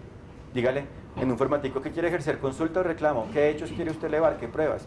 Y así le decimos, yo estoy comprometido con esto y usted siéntase protegido también. Y superintendencia, cuando me investigue, no me sancione porque yo también estoy protegido con esto. Cualquier inquietud con gusto me pueden escribir, si hay alguna pregunta final me la pueden elevar. Y les quiero cerrar reiterando, datos personales directamente son la información personal que se asocia o vincula a una persona natural, no a personas jurídicas, porque eso se iría por la vía de los acuerdos de confidencialidad, de la propiedad intelectual, de otros temas, de otros instrumentos y mecanismos jurídicos. Esto solo es para personas naturales, porque solo las personas naturales tenemos derechos fundamentales, no las compañías. ¿Listo? Entonces, pues, la invitación es a que vean que si hay una alianza entre la medida técnica y la herramienta técnica y el concepto jurídico, pues se puede hacer una disminución de un gap e inclusive superar el gap. Es decir, que le digamos a la entidad, mire, usted me exigía esto, yo inclusive fui más allá, mire que hasta le desbordé la seguridad que usted me exige. ¿Listo? Y pues también invitarlos a que esto también requiere que se capacite tanto a los líderes como también a los operarios, ¿no? Planes de capacitación continuos. Bueno, muchas gracias, ¿no? Bueno. Camilo, quiero hacer una pequeña, recordarles que la encuesta es muy importante para nosotros, para la retroalimentación del evento, y efectivamente en la parte de atrás pues estamos solicitando la autorización de la firma de ustedes para poderles enviar presentaciones comerciales y poderles enviar todo lo que la memoria del evento. Además, que con la encuesta hay evidencia por participar en una pequeña rifa. Entonces es importante, les agradezco. Sigue con nosotros, nos acompaña Diana Balbuena, especialista en preventa Oracle, dedicada, entre otras cosas, pero muy especializada al tema de protección de datos, las soluciones de Oracle. Ya, muchas gracias. Acá me lo acerco un poquito. Buenos días. Mucho gusto y ante todo, pues muchas gracias por su asistencia. ¿Ahí me escuchan bien? Vale.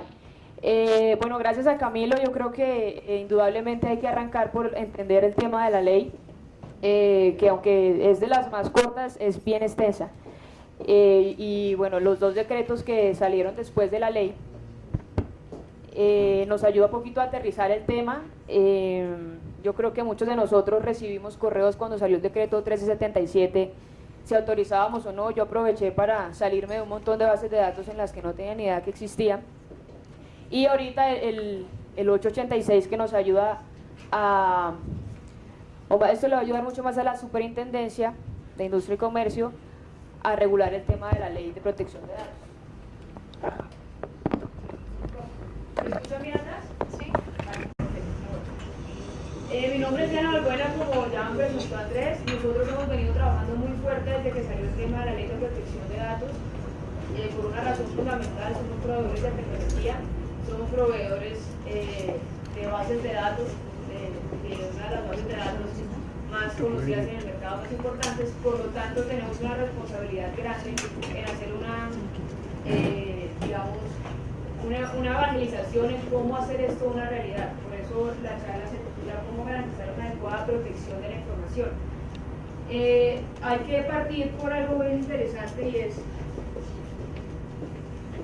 cuál es la realidad de todas nuestras compañías, o lo que nosotros vemos día a día de proveedores de tecnología. Es que a nivel de seguridad estamos muy bien blindados por fuera, es decir, tenemos seguridad en las redes. No hay ahorita una compañía que no tenga algo ya implementado para seguridad en las redes. Tenemos autenticaciones y seguridad en los usuarios. Utilizamos tarjetas de autenticación para ingresar a las instalaciones de la oficina. Pedimos usuario y contraseñas para ingresar a los PCs, eso lo tenemos cubierto. Seguridad a nivel de correo, sí, tenemos también muchos antivirus, tenemos firewalls de aplicación web, tenemos seguridad a nivel de punto final, muchos antivirus, anti-firewalls y todas estas protecciones que necesitamos en los PCs. También tenemos algunos sistemas de monitoreo de lo que está pasando en nuestro día a día en las operaciones, que son los famosos Security Information Event Management, que recogen todos los datos que generan los sistemas y los analizan. Pero hay una parte que hay un vacío muy grande, y es la base de datos. Con esta ley nos estamos dando cuenta nosotros que aquí en la parte, cuando llegamos nosotros a hablar de seguridad en la base de datos, que es donde finalmente reposan todos los datos personales que ustedes manejan día a día, estamos bastante quedados. Y esto tiene que ver también con que el tema de la regulación y la protección de datos no había sido tan tangible hasta cuando sale la Ley de Protección de Datos Personales. Entonces nosotros, como proveedores, les decía, de base de datos, tenemos la obligación de dar a conocer cuáles son esos mecanismos que hacen que esta protección sea efectiva, que sea adecuada y que sea tangible. Con el decreto último que salió, hay una disposición de registrar no solo las bases de datos, sino las políticas que están asociadas a proteger esa base de datos. Y si yo digo que tengo una política, no puede ser solo en papel, porque en el momento en que algo pase, las implicaciones van a ser muy fuertes. Ya Camilo hablaba de cuáles eran esas implicaciones a nivel no solo monetario, sino también de operación. Puede llegar a cerrar la compañía. Entonces, la base de datos, ubicándolos en esa base de datos, en donde teníamos los datos personales, hay demasiado riesgo. El reciente estudio de Verizon nos dice que la mayoría de los repositorios que están regulados son los que tienen información sensible, son las bases de datos y los sistemas de archivo, ¿sí? Y estas bases de datos la tocan todos los usuarios que ustedes se puedan imaginar. El usuario administrador del sistema operativo tiene acceso a esos datos porque puede acceder a los archivos en donde están almacenados los datos finalmente. El DBA día a día está tocando esa base de datos. Los desarrolladores y los de pruebas, aquí hay un riesgo impresionante porque muchas veces nos preocupamos por proteger la base de datos productiva sin pensar en los ambientes que están con copia de esos datos, que son los ambientes de desarrollo y prueba. Ahí también tenemos unos controles. El usuario de aplicación, el usuario que está haciendo reportes, todos, absolutamente todos, tienen acceso a esa base de datos desde el sistema operativo, cuando sacamos backups, cuando los datos viajan en la red, en todos lados están esos datos. Digamos que por eso el tema de la protección de la información es algo tan fácil, pero pues es nuestra tarea ayudarlos a mirar cómo se hace esto una realidad. A nivel de seguridad de la información, digamos, la intención de esta sesión es darles a conocer que existen controles muy específicos para solucionar todos los casos de uso de protección que nos habla la ley. Entonces, muy brevemente les voy a contar cuáles son esos controles, cuál es el objetivo, en dónde actúan, qué caso de, digamos, de vulnerabilidad nos están solucionando, y al final hacemos un recuento de cómo hacer esto una estrategia, una realidad que finalmente va a aterrizar Andrés porque lo hicimos tangible en una organización importante en el país. Entonces, a nivel de controles, podemos encontrar controles preventivos, de detección y administrativos. Estos aplican de acuerdo al dato que estamos protegiendo y de acuerdo también a la sensibilidad de datos que manejamos y al volumen de información que tenemos. En los controles preventivos, ¿qué estamos buscando? Básicamente, prevenir que cualquier tema o brecha de seguridad suceda. Entonces, aquí es donde aparecen controles como el cifrado. El cifrado a mí me va a permitir que ningún usuario con acceso a los datos va a ver los datos legibles.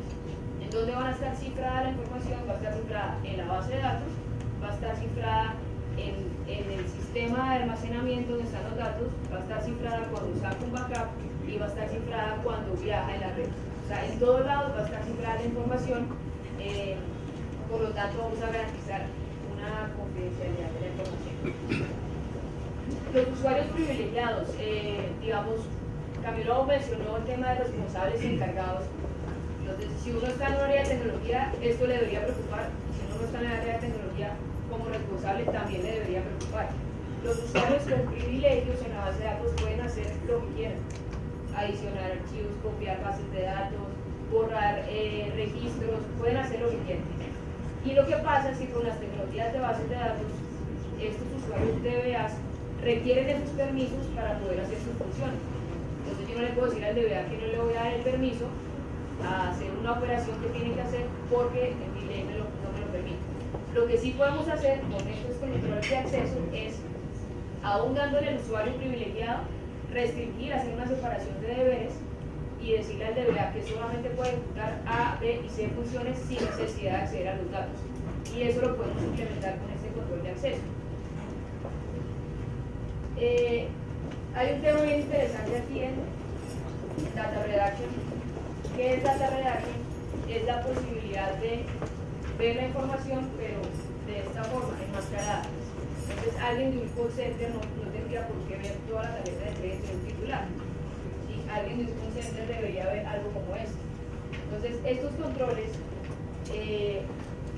tienden a hacer algo como la anonimización.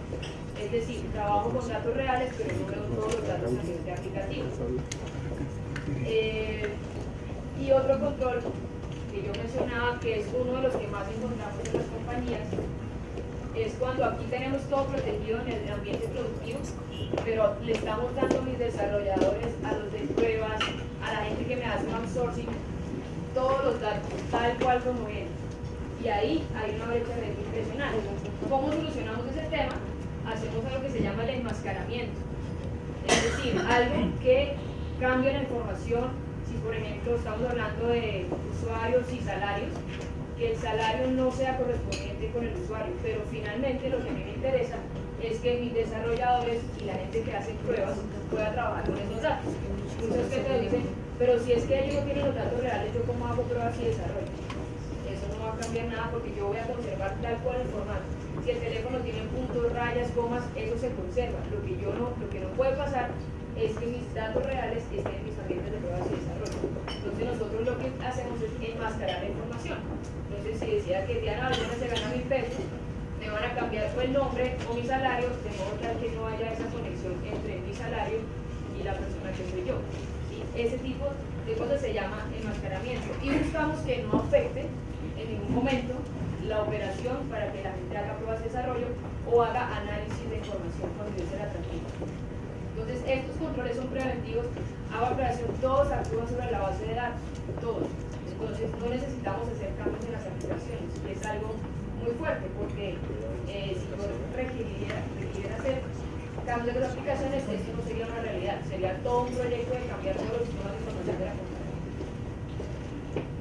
Hablando de los controles de detección, está muy bien prevenir, pero en todas partes de seguridad la metodología dice que hay que monitorear todo el tiempo todo lo que los usuarios hacen.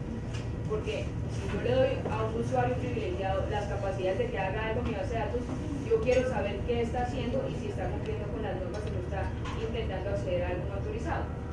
Para eso sirven los controles de detección, que son los que dejan que todo pase, pero están registrando absolutamente todos los dossiers que pasan en la compañía. ¿Quién hizo una inserción en el archivo? ¿Quién borró? ¿Quién copió? Así tengan los permisos, hay que vigilar qué está pasando y por qué está pasando. Si alguien hizo un intento de login 3 veces en menos de un minuto a algo que no está autorizado, pues a mí me tiene que indicar que alguien está intentando hacer algo que no puede hacer y debo estar activo a eso. La complejidad de este tema de análisis siempre va a estar porque la información que se genera, cada cosa que hace un sistema genera un log, genera algo. Entonces, nosotros tenemos unos controles que no solo aplican para bases de datos, sino para otras tecnologías, que nos sirven para sacar esos datos a una bodega y con una pantalla muy bonita, muy entendible, que nos va a permitir una acción rápida, saber qué está pasando con los bases de datos. Incluso, esto va a ser mucha auditoría, de pedir informes. ¿Sí? ¿Cuánto nos demoramos nosotros en sacar informes de auditoría? Eso es tiempo, eso es dinero. Nosotros ya tenemos los reportes preconstruidos para sacar los reportes de cumplimiento que generalmente nos piden. ¿Qué usuarios tienen acceso a qué? ¿Quién intentó acceder a las bases de datos? ¿Quién generó alertas? Todo ese tipo de cosas ya están solucionadas. Y hay algo muy interesante también. Hay un ataque muy famoso que es el SQL injection, que es cuando alguien a través del aplicativo, de las interfaces que tiene, por ejemplo el campo nombre, intenta ingresar consultas SQL para extraer información y así se ha jugado infinidad de datos sensibles. Entonces, este mismo control nos va a permitir, ese documento que ustedes ven acá, nos va a permitir tener un bloqueo, no es un firewall de red, es un firewall de base de datos, o sea, entiende sentencias de base de datos, que me permite evitar ese tipo de ataques. ¿Sí? Y como ustedes ven, nunca se toca la base de datos, todo está en esta parte de detección, está por fuera, sin necesidad de cambiar el aplicativo. Y están los controles administrativos, que es simplemente estar vigilando constantemente qué privilegios tengo yo de la base de datos, búsqueda de datos sensibles. No es fácil saber en una base de datos con 1 millón de tablas dónde están los datos sensibles. Hay formas de saberlo con unos patrones que nosotros manejamos y eso va a facilitar muchísimo el tema de cumplimiento y hacer un escaneo de la configuración. Es decir, esto quiere decir que si yo cambio un parámetro importante de la base de datos, como por ejemplo apagar la auditoría, él me va a detectar qué está pasando y previamente alguien que se está encargando del tema de seguridad lo va a poder, digamos, detectar a tiempo. Entonces, en resumen, si tuviéramos una base de datos, estos son el tipo de controles que podemos aplicar para dar cumplimiento a la ley. ¿Cómo se ve en el tema de la ley? Este es nuestro framework de solución para el cumplimiento de la ley 1581. La ley nos habla a nosotros del control de acceso a la información y evitar acceso no autorizado a los registros. ¿Cómo logro eso? Con el control de acceso. Nosotros hablamos de un control preventivo que me permite hacer separación de funciones y controlar quién accede y cuándo a la base de datos. Hay una parte muy importante de clasificación de la información. La ley nos dice que hay que prevenir la consulta a registros sensibles. La pregunta es cómo le digo yo a la base de datos qué es y qué no es sensible. Entonces, esta tecnología lo que me va a permitir es clasificar la información por registro, decir qué es sensible, qué es público, qué es privado y darle el respectivo tratamiento. Hay otra parte que habla la ley de insertar leyendas en las bases de datos. Y cuando es información de discusión judicial, tenemos que marcarla. Entonces, nosotros podemos personalizar esas etiquetas de público, sensible y privado y agregarlas, las que nos dice la ley, para darle el respectivo tratamiento. Entonces, alguien que se conecte a la base de datos e intente hacer una consulta y tiene el perfil de público, no va a poder ver los datos sensibles. Entonces, este tema es muy fuerte en el tema de clasificación de información. Nos piden garantizar la reserva de información. ¿Cómo la garantizo? Con el control de confidencialidad, cifrado en la base de datos. Que en ningún lado en donde esté la información, en un backup, en la red o el sitio, la información pueda fácilmente ser leída. Nos habla de protección de datos personales en ambientes diferentes, en ambiente productivo, hablamos del control de enmascaramiento, es requerido, ya hay multas por no haber tenido ese control. Claro. Ahora se quiere que la información está encryptada. Sí. El proceso de desencripción tendría la aplicación. No. Va a hace la base de datos, el manejo de llaves de cifrado, de cifrar la información. Todo el overhead se lo deja una base de datos. El overhead se lo deja a la base de datos, sí, pero sus controles están implementados a nivel del kernel de la base de datos. Entonces Oracle ya se encargó de que el performance no fuera un pero para implementar el cifrado. Y hay unas cifras interesantes. Porque hay bancos que tienen una capacidad de que puede ser dedicada únicamente al cifrado. Sí, también podemos ayudar con tecnología de hardware. Venimos al software. Estos controles están implementados dentro de la base de datos. Entonces Oracle, supo que era un tema importante, hizo ya los descuentos para bajar el tema de performance en la base de datos. Y ya tenemos unos datos, si quieres te puedo compartir al final de la presentación, de cuántos datos se cifran por segundo y cuál es el overhead asociado a eso. ¿Sí? Sería mentira decir que no hay overhead, pero ese overhead no puede evitar que la operación siga. Entonces por eso se implementaron dentro de la base de datos. Todos estos controles actúan dentro de la base de datos. De todas formas mencionabas que los datos viajan encriptados a través de la red. Sí. Entonces, yo al lado del cliente no tengo la base de datos. De alguna manera en la aplicación, o sea, si viajan encriptados, tengo que desencriptarlos en el sistema. Sí, eso no debe ser un problema para la persona que implemente esto porque de eso se encarga la misma solución. Sí, la idea no es que si uno va a implementar un cifrado se vuelva un dolor de cabeza porque tengo que manejar las llaves de cifrado, hacerle rotación a las llaves de cifrado. No, de eso se encarga el aplicativo. ¿Sí? Y hay muchos clientes que ya lo están utilizando y no ha habido ningún problema. Entonces, la idea no es que eso se vuelva un dolor de cabeza. Y claramente aquí no voy a poder especificar los detalles técnicos, pero con gusto los podemos revisar porque es un control necesario en este tema de protección de la información. Alertar violaciones de la seguridad, ya lo decía Camilo, ahora ya el decreto 886 nos está pidiendo y va a disponer las herramientas para que uno previamente revise y avise a la superintendencia cuando hay una brecha de seguridad. Entonces, si nosotros nos damos cuenta y se dan cuenta otras personas primero, seguramente las consecuencias van a ser peores. Por eso el tema de alertar violaciones de seguridad. ¿Cómo empezamos la sugerencia desde el lado de tecnología? Tenemos que hacer una estrategia es clasificar la información, anticipar las amenazas que tiene esa información y mapear controles. Que clasificar la información no es más que saber en dónde realmente sus controles hacen sentido. No toda la información es igual, no toda la información está regulada. Entonces tenemos información que no es sensible, que requiere una protección, digamos, menos fuerte. Está la información corporativa que tiene otro tratamiento, la que está regulada, y aquí se ubica todo el tema de datos personales, y está la que es altamente restringida. Entonces, esta separación nos va a permitir aplicar los controles que hagan sentido en la organización. ¿Sí? Acá pues ya no tenemos opción, estamos regulados, hay que ofrecer una protección adecuada. Los beneficios de hacer esto de esta forma, que esto tiene una metodología y unas sesiones de trabajo, que ya con Andrés vamos a ver cómo lo hicimos en el cliente, pues nos va a permitir a nosotros alinear los controles de seguridad con el valor de los datos que tenemos. O sea, no vamos a tener todos los controles para todas las bases de datos. El tema de simplificar la seguridad, el hecho de que está dentro de la base de datos, de que no hay mucho tema, digamos, mucho impacto cuando yo aplico estos controles. Y además que la ley va a ir cambiando, entonces la forma que yo protego los datos no debe ser algo complicado que no se pueda cambiar más adelante. Nos va a permitir tener estándares a través de toda la organización y finalmente manejar un roadmap. Esto es algo a lo que no se llega de la noche a la mañana. ¿Sí? Hay que empezar sí por tema de ley, porque es algo que ya tenemos tiempo, si ya lleva 2 años de ley hay que hacer algo, pero esto puede ser un roadmap y seguramente hay algunas bases de datos que tengan un ámbito de información, arrancaremos por ahí y luego nos extendemos hacia las otras bases de datos que tenemos también con información sensible, no necesariamente regulada. El mensaje nuestro era ese. Entonces, no sé si hay alguna pregunta adicional, algo que quieran resolver por ahora. Bueno, muchísimas gracias.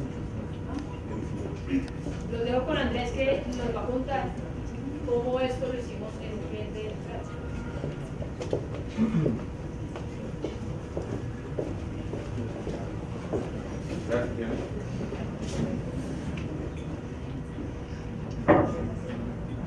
idea es contarles entonces, ya desde el punto de haber conocido el marco teórico, desde el punto de vista jurídico, las posibles soluciones o controles que ahora contiene para cumplir con la ley 1581 del 2012, pues es mostrarles eso, ahora sí, cómo hacemos un proyecto de este estilo, de esta naturaleza en la compañía. Pues, ¿qué es lo que tenemos que hacer? ¿Cuál es la metodología? ¿Y qué esperamos del proyecto? Entonces, ¿en qué consistió el ejercicio? Y ahí hicimos un trabajo muy en sinergia con Oracle, hicimos unos estudios muy interesantes, y lo primero que había que definir era cuál era el objetivo de la compañía con ese proyecto.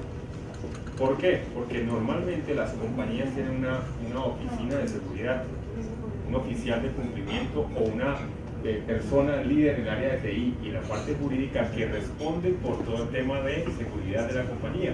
Y no solamente la seguridad que hablábamos ahora, la perimetral, la de la red, sino que también define todas las políticas desde el punto de vista jurídico y legal para que las normas se cumplan.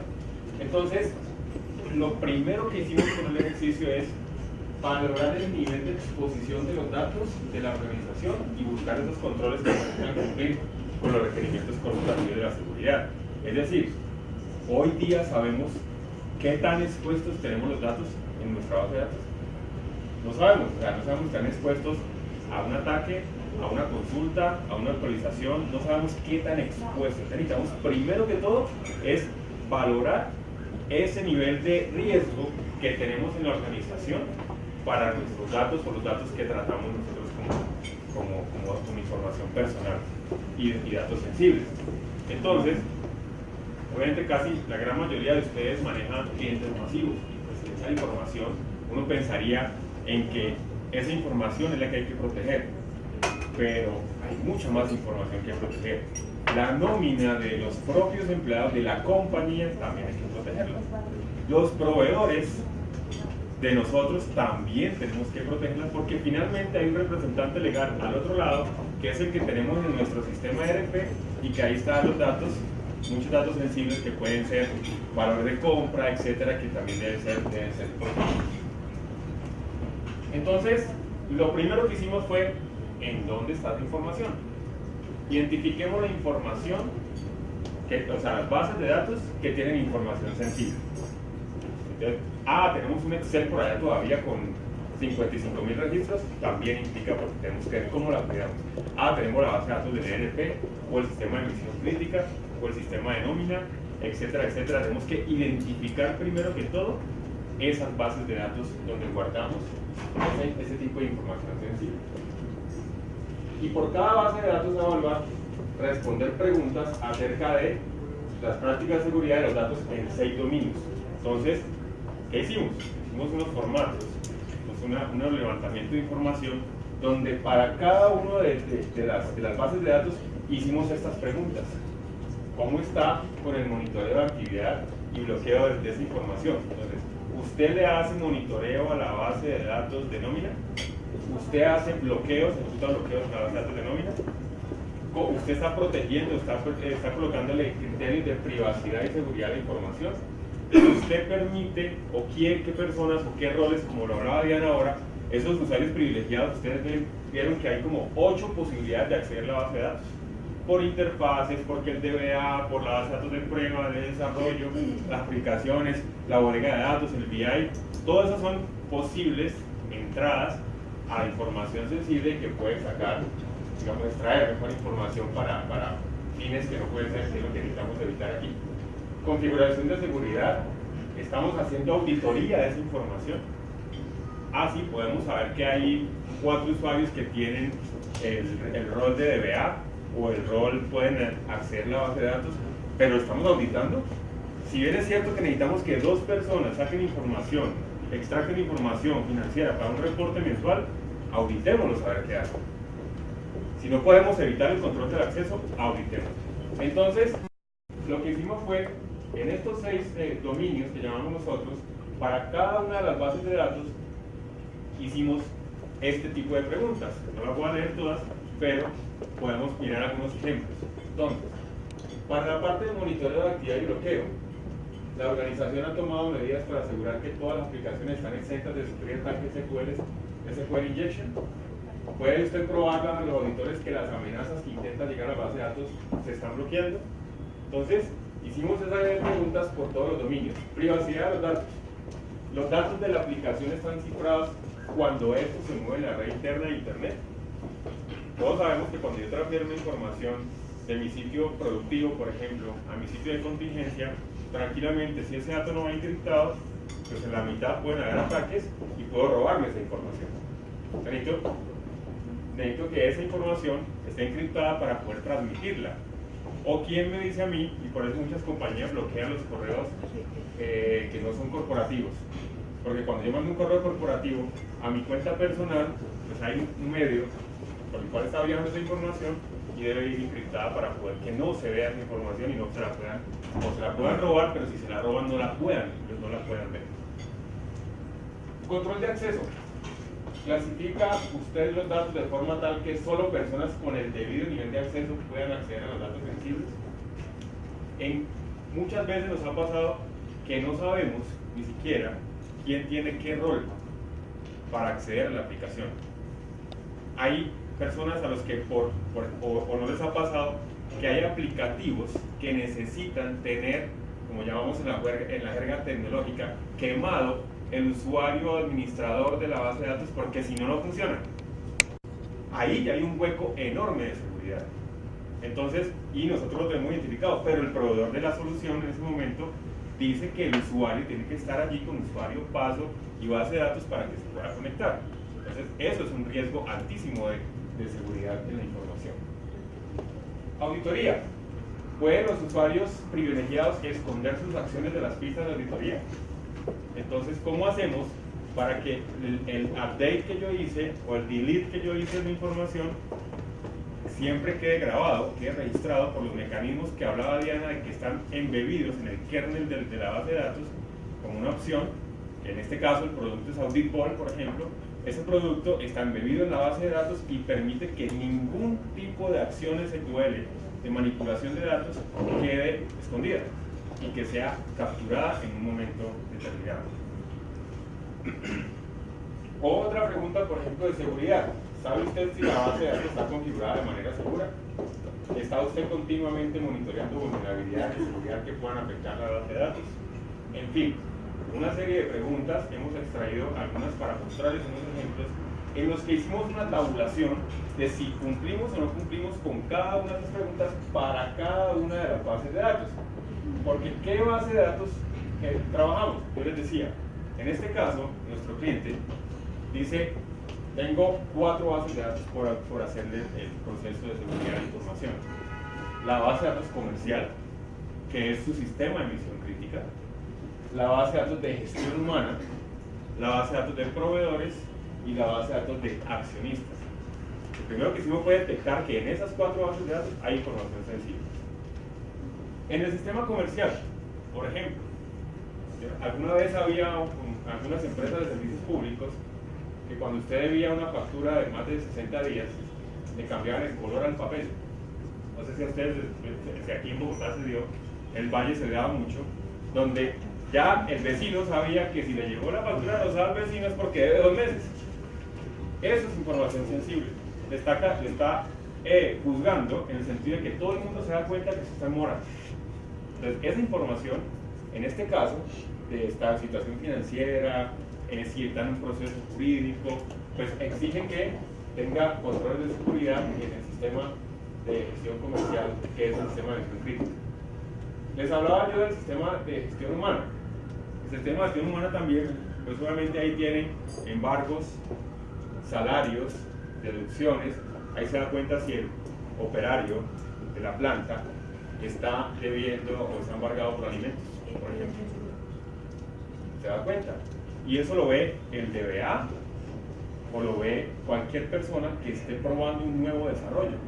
Quiero involucrar la nueva funcionalidad de selección de personal o hojas de vida en el sistema de nómina. Como yo tengo que ir a la información del empleado, pues yo me doy cuenta claramente de que esa persona tiene un embargo y cuánto se gana. Y muchas veces nos olvidamos de los ambientes de prueba y desarrollo, porque esos ambientes de prueba son, está también comprobado que por ahí se fuga muchísima información. Uno dice, el DBA es el que tiene que tener todos los controles. Falso. Por encima del DBA debe haber alguien de seguridad de la compañía, que ese sí tiene que ser absoluta confianza de la compañía para administrar esa información. El DBA no puede conocer ese tipo de información. El desarrollador no puede conocer esa información. Y muchas veces hacemos clonaciones. Vamos a clonar la base de datos productiva y la clonamos a base de datos de prueba, ¿cierto? Porque los desarrolladores van a probar. Y muchas veces, la gran mayoría de los desarrolladores son terceros. Hoy día, como el negocio de cada uno de ustedes, entiendo que ninguno es una compañía de software, el negocio de nosotros, ustedes como empresa, no es hacer software. Yo contrato al tercero 1, tercero 2, tercero 3. Y ese tercero 1, tercero 2, tercero 3 ha contratado a 2 ingenieros hace 2 meses, ¿cierto?, para hacer el desarrollo. Esa persona puede llevarse la información de la base de datos completica. Y como lo mencionábamos ahora, el responsable y el encargado son igualmente, valga la redundancia, responsables frente a la ley, y ya hay multas y puede inclusive incurrir en sanciones hasta cárcel. Es decir, el representante legal es tan responsable como el director de TI por no implementar un control de seguridad de información para poder proteger esos datos. Proveedores, como les comentaba ahora, también son esquemas diferentes, son bases de datos diferentes, en versiones y ediciones diferentes, ¿verdad? Enterprise, 10G, 11G, porque varía mucho, pero las herramientas se ven en la base de datos y pueden trabajar sobre cualquiera de las plataformas. Y las accionistas, los accionistas son 5, 10, 20, pero ahí dice, en esa basita de datos dice cuántas utilidades se le pagó al accionista, etcétera, etcétera. Así sea una base de datos de 20 personas, tiene información demasiado sensible. Entonces, también habría que hacer el proceso de protección. Entonces, miren lo interesante.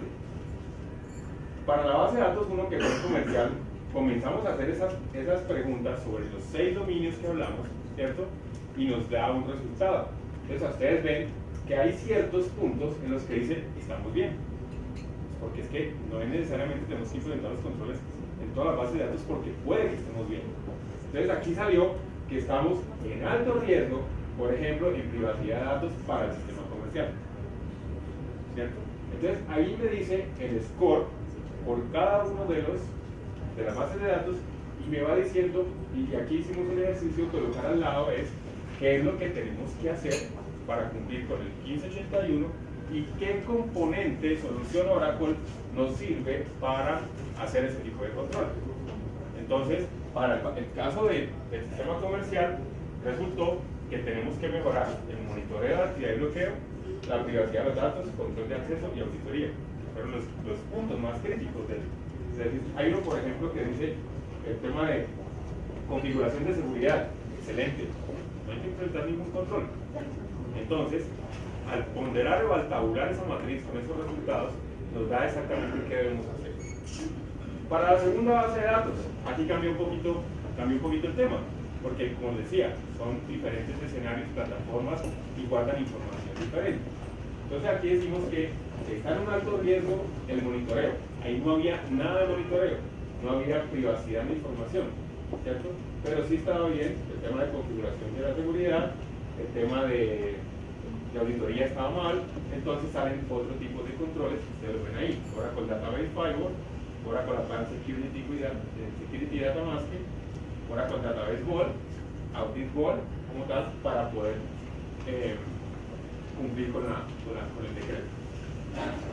La base de datos de proveedores, lo que yo les decía, esa base de datos está casi que segura. Entonces mire que está bien el monitoreo, bien en el control de acceso, bien en la parte de seguridad, bien en la auditoría. Le falta algo de privacidad de datos y compliance. Entonces, a esa base de datos solamente le aplicamos los controles orientados a privacidad de datos y cumplimiento, que son las soluciones Oracle que estamos viendo ahí. Base de datos 4, accionistas. Entonces, también les contaba que estaba muy bien en el monitoreo de información, pero en privacidad de los datos estaba en 0. Entonces, ahí hay que implementar los seguros. ¿Cuál es el resultado entonces de mi matriz, de todo el levantamiento que hicimos de la consultoría que trabajamos con el cliente? Y es, miren, para el comercial hay que hacer esto, para acción humana hay que hacer esto, para proveedores hay que hacer esto y accionistas hay que hacer esto. ¿Ya? Entonces ya encontramos en que, y miren las gráficas, probablemente estas dos se parecen mucho, proveedores y accionistas, son las bases de datos más pequeñas, de pronto, ¿cierto? Porque normalmente tenemos mucho más clientes que proveedores, accionistas son normalmente muy pocos, normalmente. Y en esta sí hubo que hacer un trabajo muy importante en cuanto a privacidad de la información, monitoreo, privacidad de los datos y monitoreo bloqueo. Hubo que trabajar. Entonces, de ese trabajo que hicimos en consultoría, nos sale esta matriz, donde cruzamos las 4 bases de datos que tenemos, ¿cierto?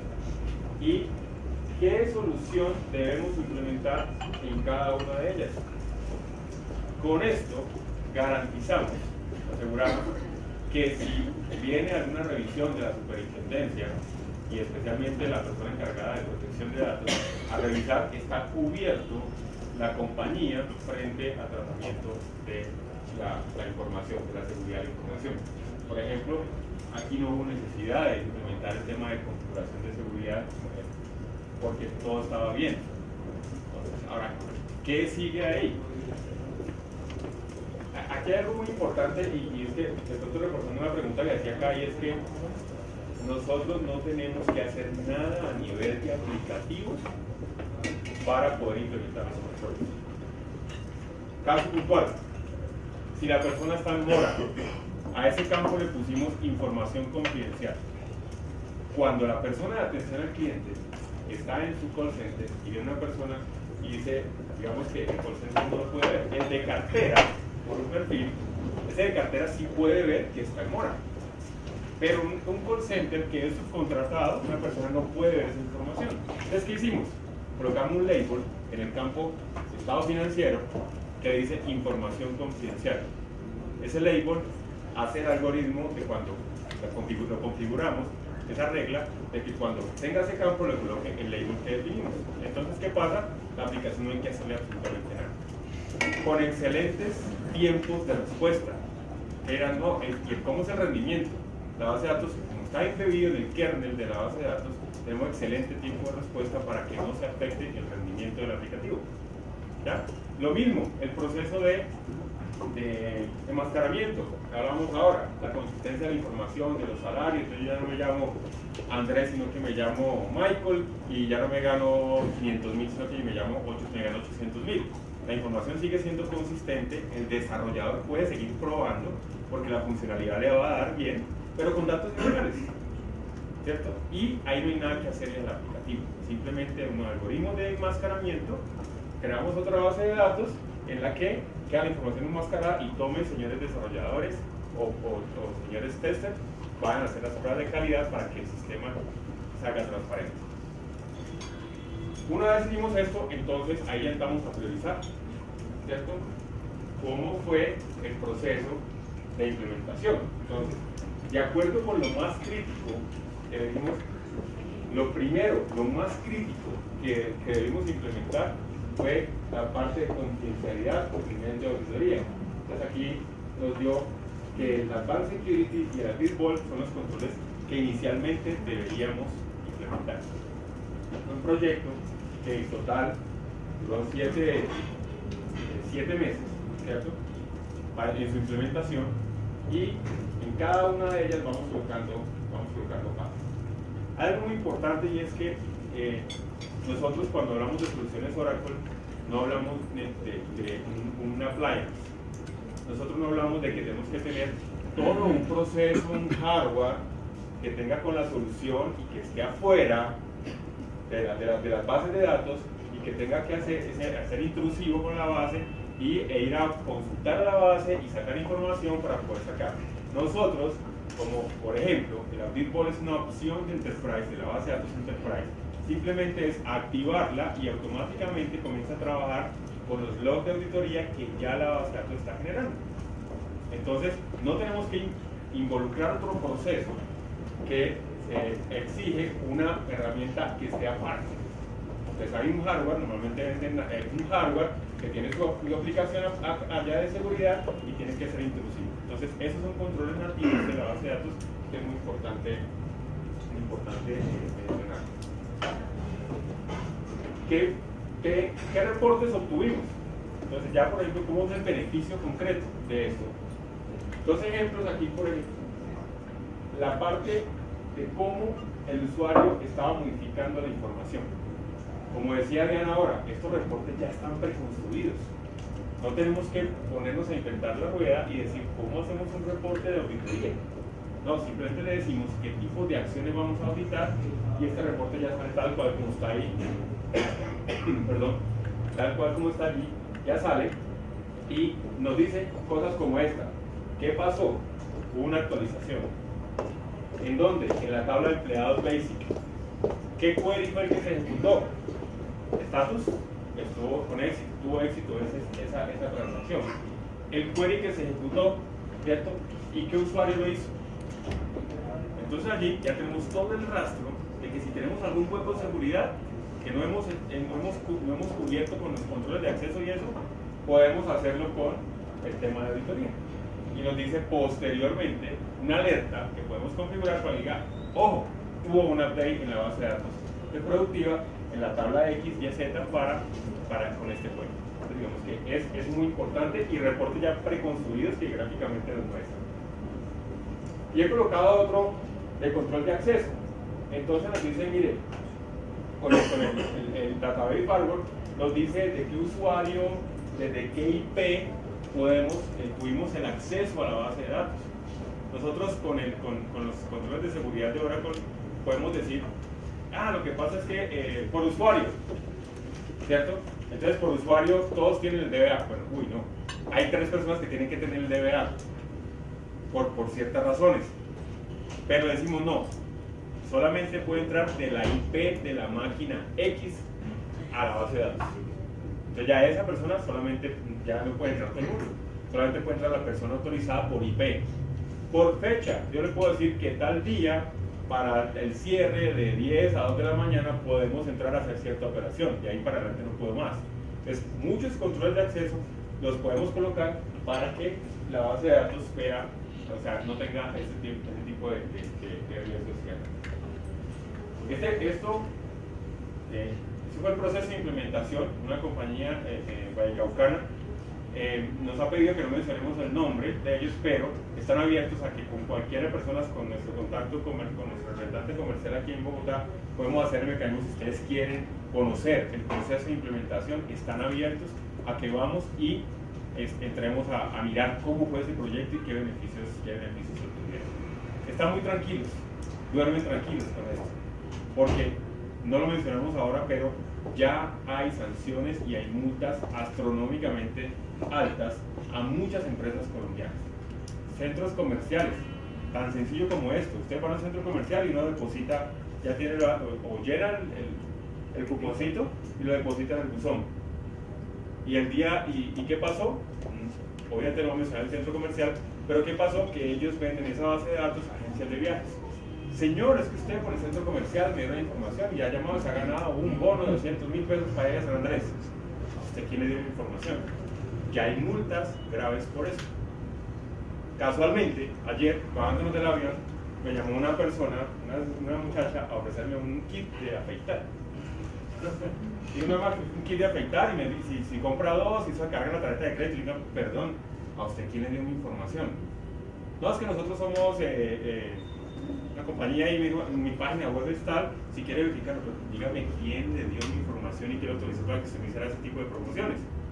Entonces, yo no, disculpe, tranquilo, no hay problema, ya no lo vuelvo a llamar.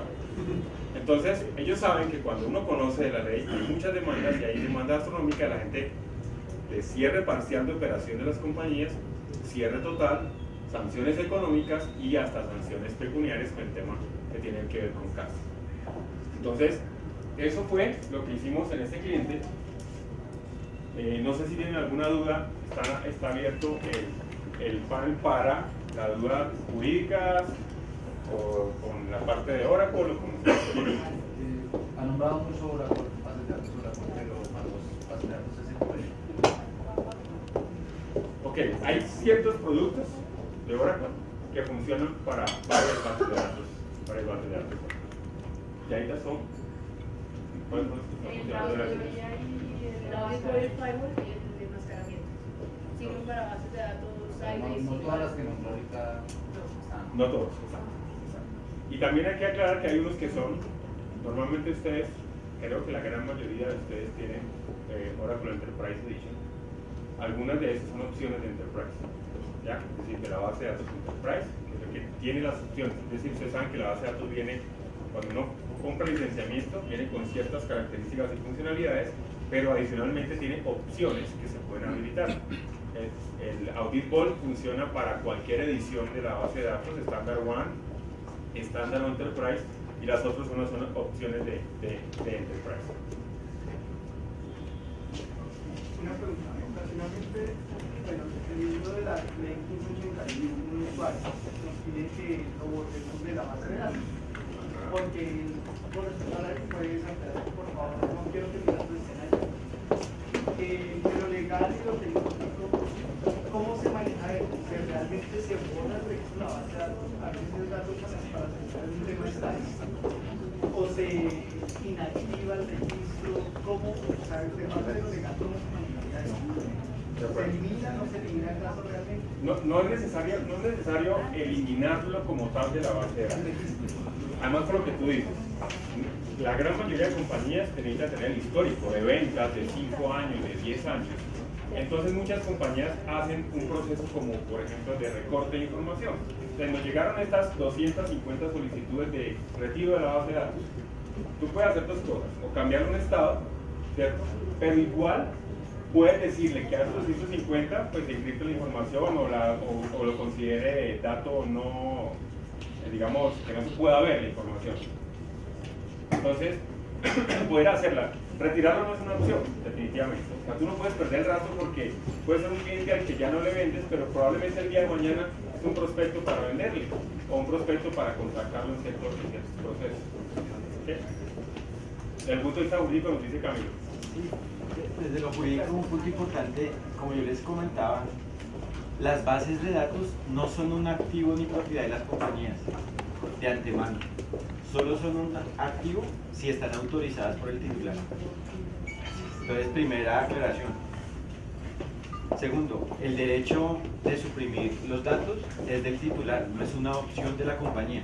La estrategia de Andrés es muy buena si tú de manera eficaz le transmites en la comunicación al titular la opción de un cifrado o de una estrategia donde tú le digas tranquilo que no va a ser público ni nada. Pero si esa estrategia no la avala o no la recibe o no la desea en últimas el titular, tienes que borrar. Entonces ahí hay que diseñar un proceso de borrado seguro de la información, que es diferente suprimir la información a hacer el borrado seguro. O sea, el borrado seguro es que salga el hardware, ¿sí? De todo, y también de los archivos físicos, ¿no? Entonces, hay que tenerlo así, salvo que exista, como lo decía Andrés, una justa causa legal o contractual. Legal, no puedes borrar la contabilidad. Porque tiene, o sea, esta ley hay que mirarla sistemáticamente con otras leyes. Una es la Ley General de Archivo de la Nación. La Ley General de Archivo nos dice que hay que mirar las tablas de retención documental. Entonces, con las tablas de retención documental no todo es borrable. ¿Listo? Entonces, prevalece el derecho fundamental, salvo justa causa jurídica. Yo diría que es mejor decir justa causa jurídica que legal, porque no todo es legal. O sea, no todo es ley. La justa causa puede ser un contrato, una sentencia o una ley. ¿Listo? Entonces, tener inclusive la prueba del borrado seguro. En las cláusulas contractuales que hablábamos de contratistas y trabajadores, tiene que haber una obligación de borrado seguro. De hecho, ahí entra el tema del Bring Your Own Device. Cuando tú traes tu propio dispositivo, tienes que decir muy bien en tu política de seguridad de la información cómo es ese borrado, porque inclusive en la base de datos en mi celular, tengo que ver yo cómo es que se borra esto bien. Suprimir no solo es suprimir in-house, sino en todo el entorno. ¿Listo? Ahora bien, y para cerrar, esto no significa abuso del derecho a la supresión por parte del titular. O sea, otro quit ahí. ¿Qué significa? Como el criterio es la responsabilidad demostrada según la capacidad de tu compañía, nadie está obligado a lo imposible. Hombre, hágame un comunicado global para que le borre todo. No quiera que en tiempo, modo y lugar, todos los días, todos los segundos le borre todo. O sea, tiene que haber una logística del procedimiento de ejercicio de derechos. Porque si no, en el análisis económico del derecho, habría una alta carga económica para la empresa a costa de un abuso del derecho titular que todos los días, digamos, en términos objetivos, pone ya mucho problema, ¿no? Pero el derecho sí es de borrar, si él quiere, salvo justa causa. No, que pena, y yo intervengo otra cosa. Digamos, por ejemplo, en Disney, cuando se tiene todo el tema de puntos y estas cosas, cuando esos puntos son redimibles por algo, siempre pues va a haber investigaciones sobre que no haya fraude en este tipo de redenciones, que nadie esté pudiendo ponerse puntos y es para ir después a redimirlos. Entonces, digamos, la práctica, y como dice Camilo, lo que se hace cuando una persona que pues, tenía ese vínculo con la compañía pide que se elimine de la base de datos, entonces yo lo elimino como persona activa, pero guardo el histórico de su vida dentro de la compañía por si hay algún tema que yo quiera revisar ya después de la auditoría. Pero ten cuidado con eso, en la medida en que solo puedes tenerlo si hay justa causa o si el titular avala expresamente. Si no llega a la superintendencia y audita y apaga Sí, y vamos. lo que se veía era como que se le decía, mire, lo vamos a eliminar de nuestra base de datos, usted ya no va a tener un vínculo comercial, pero las transacciones realizadas con nosotros pues quedan en el histórico para revisión. ¿Alguna otra inquietud? Bueno, antes de ya que vamos a recoger los impuestos para que hagamos la rifa, solamente me queda decirles que de parte de nosotros estamos dispuestos a visitarlos, a acompañarlos en el proceso de consultoría de cómo definimos la estrategia de seguridad de la información. Podemos trabajar muy de la mano Oracle, Actio y Optima para mirar qué se necesita en cada compañía y mirar si hay algún proyecto de implementación en el que podamos apoyar. Les invito a Edwin y a Andrea para que hagamos, ya todos entregamos la encuesta. Bueno, esperamos que esto haya sido de su gran interés. La verdad es un tema que está muy actual en estos momentos por toda la regulación. Como pueden ver, no es algo que tenemos teórico que puede llegar a funcionar, es algo que ya se implementó, que está funcionando, que podemos verlo en el momento que también usted lo requiera, funcionando en el tiempo que ya implementamos y que estamos contando con la experiencia en este tipo de implementación. Yo soy la persona encargada de manejo de los Bogotá. Las tarjetas que les entregaron al principio son las mías, mi nombre es Daniel Álvarez. Lo que necesiten, igual vamos a estar contactando para hacer una administración más detallada de este evento y ver en qué los podemos apoyar. ¿Falta alguna? No. Falta la ceremonia que ya terminó.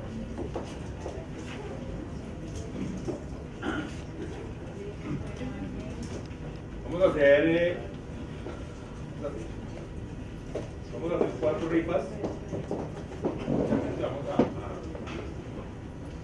comenzar por esta. Que alguien saque una.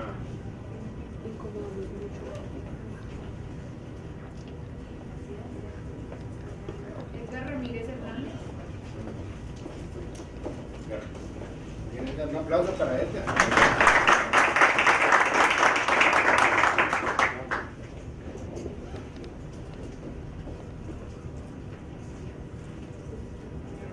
Clarina Restrepo.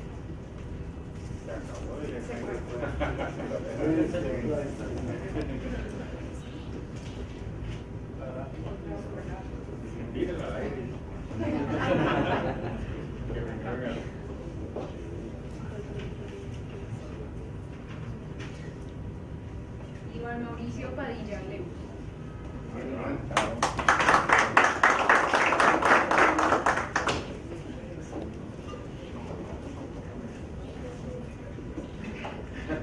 Si le hice una pregunta, ¿sabe cuál es? Jesús Alberto Ibaquirá.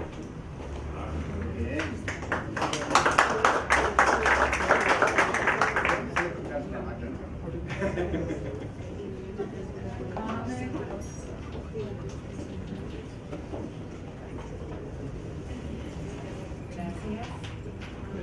Liliana Blanco Daza.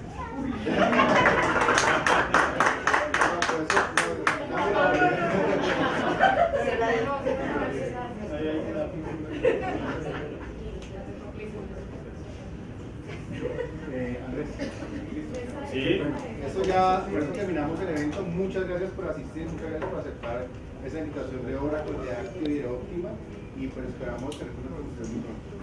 Muchas gracias.